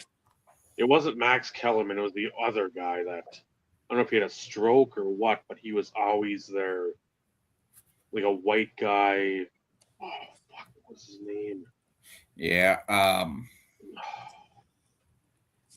blanking on his name too because I know exactly who you're talking about. He's the dude. I can't think of him. I have seen clips of that World Wife Carrying Championship. It's pretty crazy.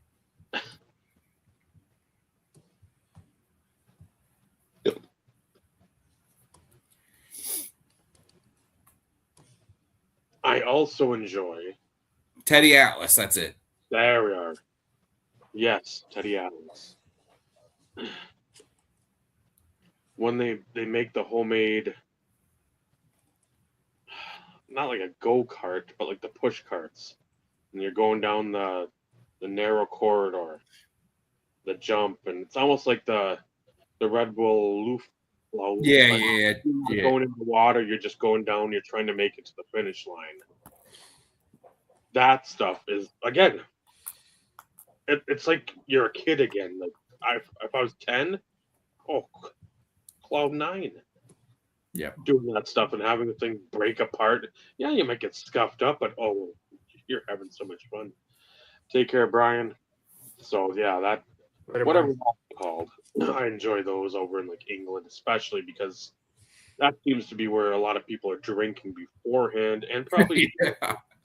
so it's just enjoyable because everybody's just having a good time.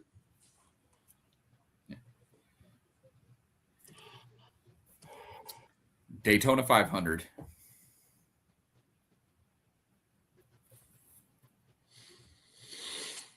Not It's so much since the new cars, but no, old- not old anymore.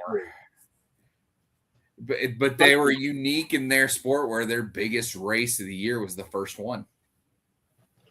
Pre-2001 was always great because it was always, will Dale win? Will Dale Correct.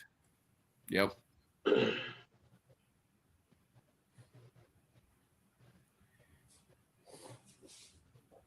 Well, I'll it go- was pre 98. He won in oh, yeah, 98. I was gonna He say died in pre-98. 01. I'll go on the open wheel side with Indy. Yeah. Yeah, the Especially Indy 500 is still massive. when Penske had Unser and Emerson Fittipaldi.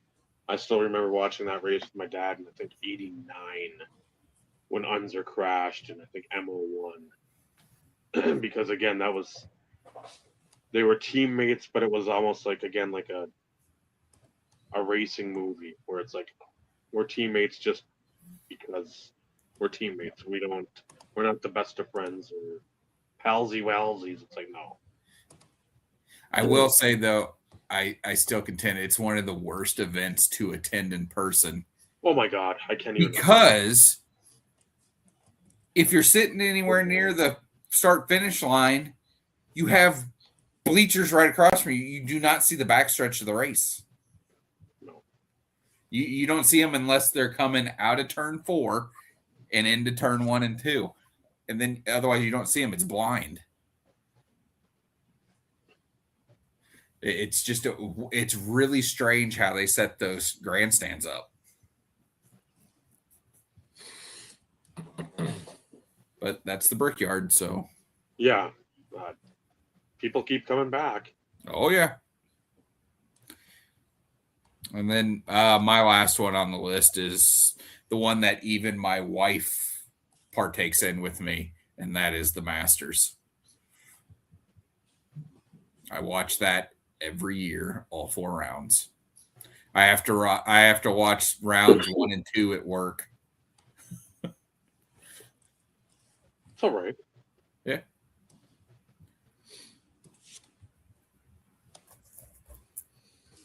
Gross. We will not go golf, even though that's any of the majors, especially the British Open. I hate it. We call it the Open because that's stupid. Yeah, it's the British Open. I love watching that probably more than the Masters because I know those course conditions are going to be utter dog shit. Yep. And what's his name in Van Velde when he absolutely fell apart. Oh, yeah. Jean Van de Velde. Was that his name? It's close enough.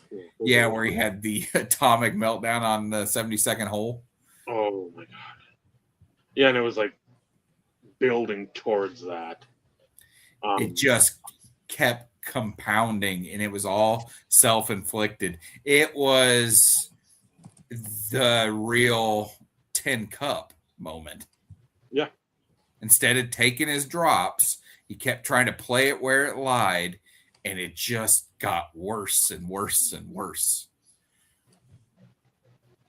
And then when it was over, he was like, what the fuck just happened? Yeah, God, that was so bad. And that was on the old course at St. Andrews, I'm pretty sure. I'm going with the downhill skiing in the Olympics. Because that was another one, like the Peekaboo Street and Oh, the giant slaloms or the super G's or whatever they are. yeah, where you're flying and what's her name? The Lindsey Vonn keeps breaking her fucking body. Right. Again, because of the fact that you don't know, there's been people that have died. Yeah. And you're going so goddamn fast.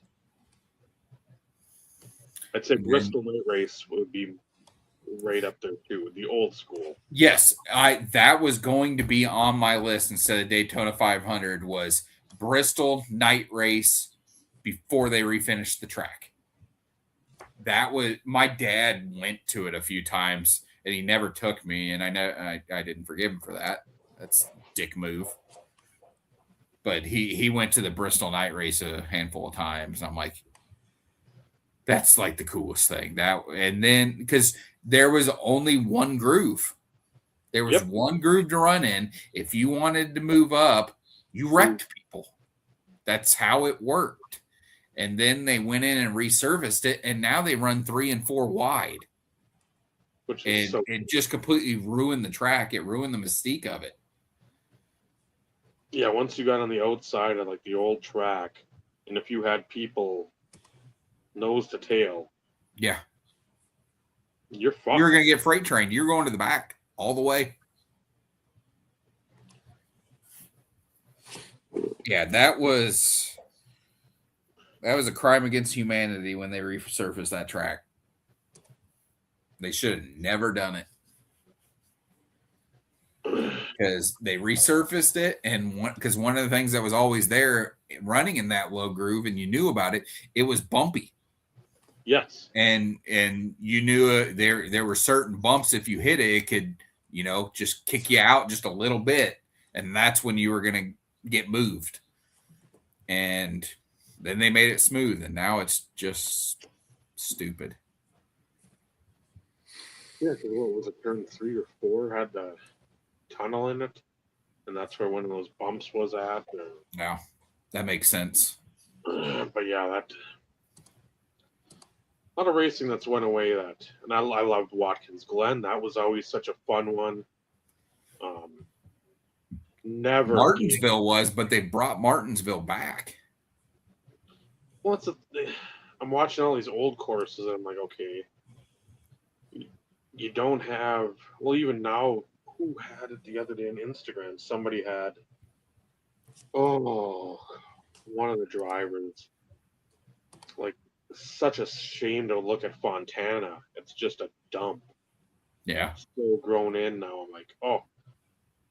Remember, it's rough to see that kind of stuff. Elkhart, it's Elkhart Lake. No, Road America in Wisconsin, the Bush race. Mm-hmm.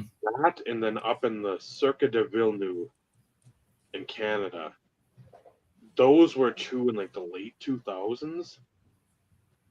That Circuit de Villeneuve, when Jacques Villeneuve was up there for a couple of races, and he was trying to just do a little bit of racing up there.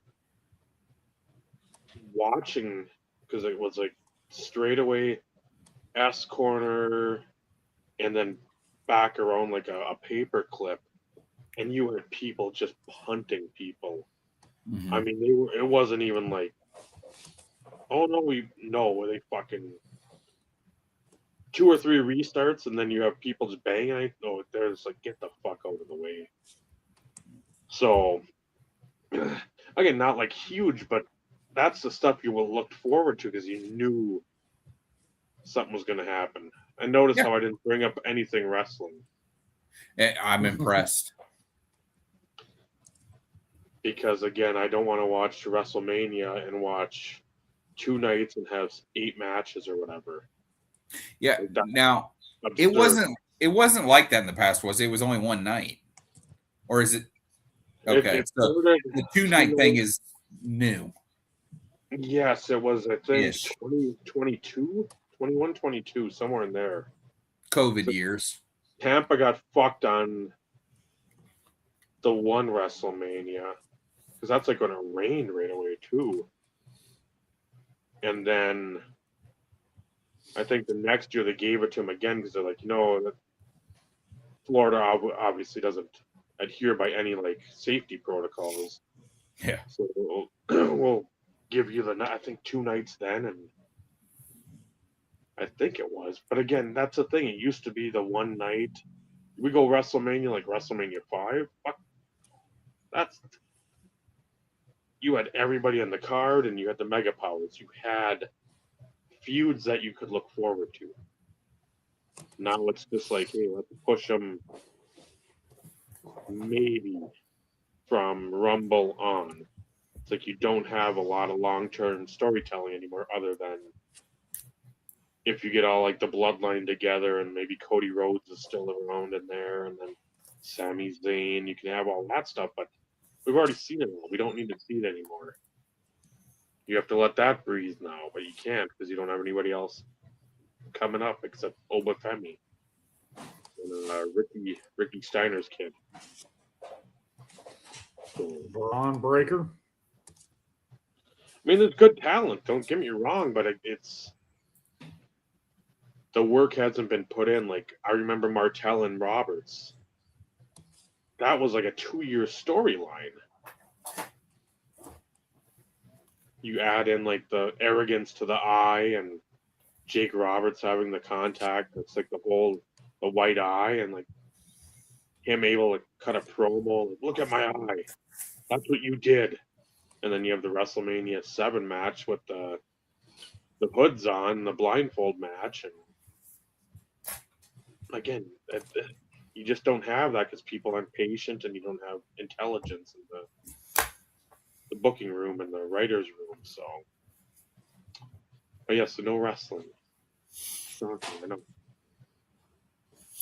And That's good talk there. taking away the big four sports really hurt because I was like, the home run derby is one of my favorite things, but I tune in to watch that.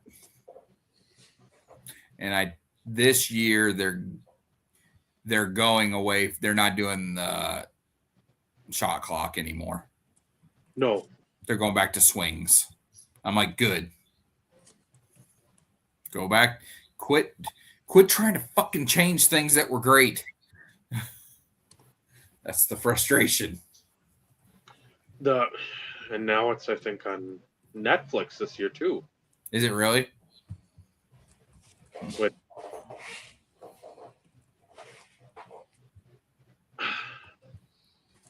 I think I'm still stuck in 93, 94. Whenever it was at Camden in Baltimore, I'm still stuck in like that time frame. Griffey's hitting balls off the warehouse.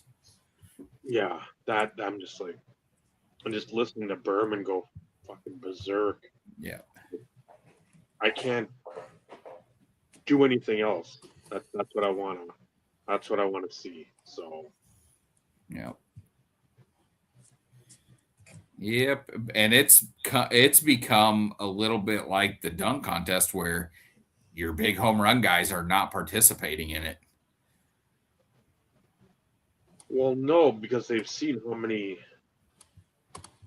The trend of what it looks like after coming out of the All-Star break. you blow your These guys go up there and they don't necessarily change their swing, but the amount of energy it takes to compete drains them.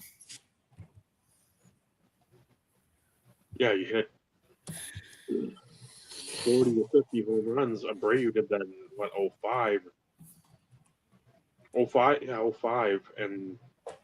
But again, he's not a home run hitter. Right.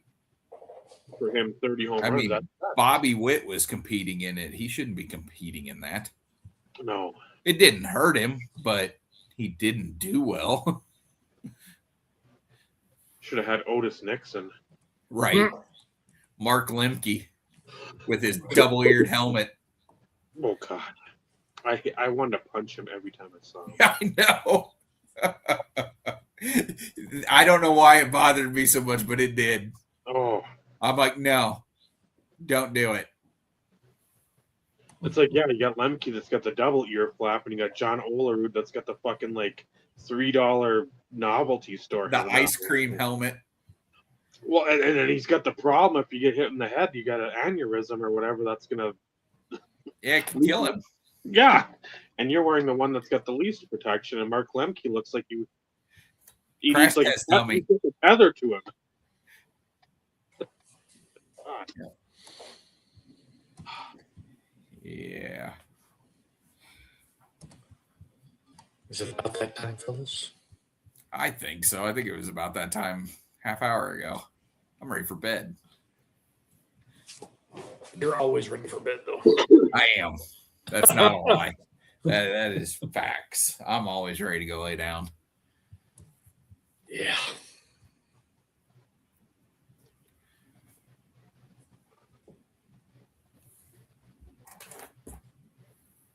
But we'll have to do think of another top 5 list to come up with.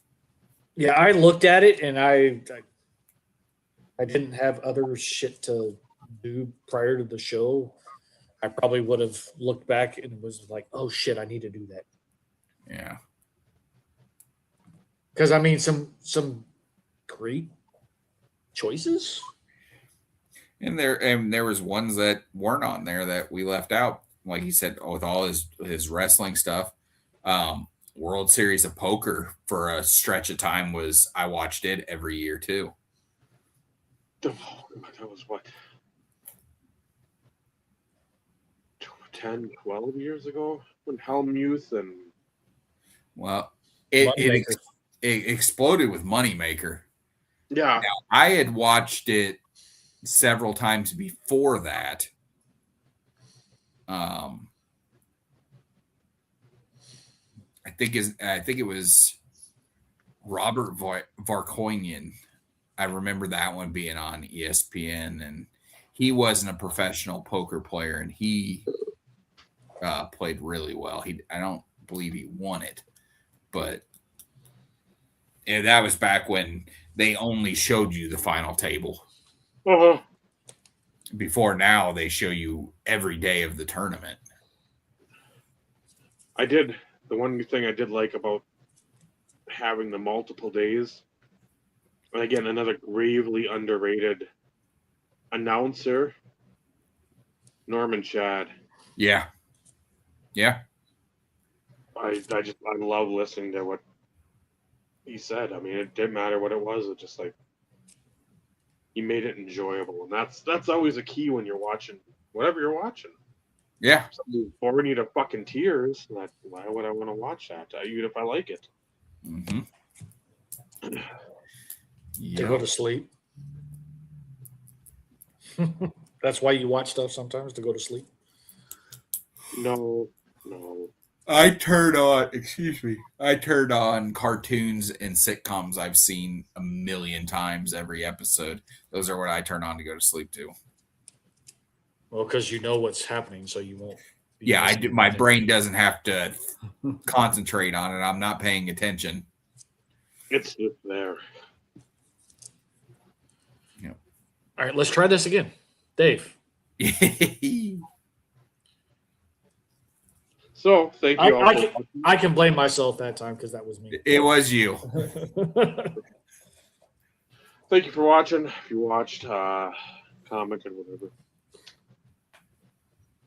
As usual, greatly appreciated. You took some of your time to listen to whatever the fuck we spewed out tonight. I don't know. We'll figure out next week. Maybe top 5. I know we've had fireworks. I don't know what we had though. It will be top 5 fireworks that we lit off. We didn't have anything specific, or we didn't go that specific. That way, if anybody's watching now, they can. I feel like we did like 4th of July food last year, or festivities, whatever, like something. It was traditions. I think that 4th of July traditions that we did. Yeah. Shooting off fireworks, grilling, whatever, like that type of stuff. It was used as a family reunion in my family at one point. Yep. So yeah, it'll be top 5 fireworks that we either enjoy seeing be lit off or that we've lit off. So it'll be somewhere in the descriptor box below. But yeah. Join us next week if you want. If you don't, fuck you. Comment when we're live. Come on, vintage community. Come back out. Don't wait until the YouTube Hall of Fame bullshit gets going again, and then all of a sudden you're curious onlookers and the weed. You're all being voyeurs. So peeping toms, as it was. So anyway, till next week. Michael, Steve, Dave. It's been the RP. Remember, collecting cards, it's a wonderful hobby. It's the friendships you forge along the way. That's what really matters. Good night, everyone. Good night, everybody. Night.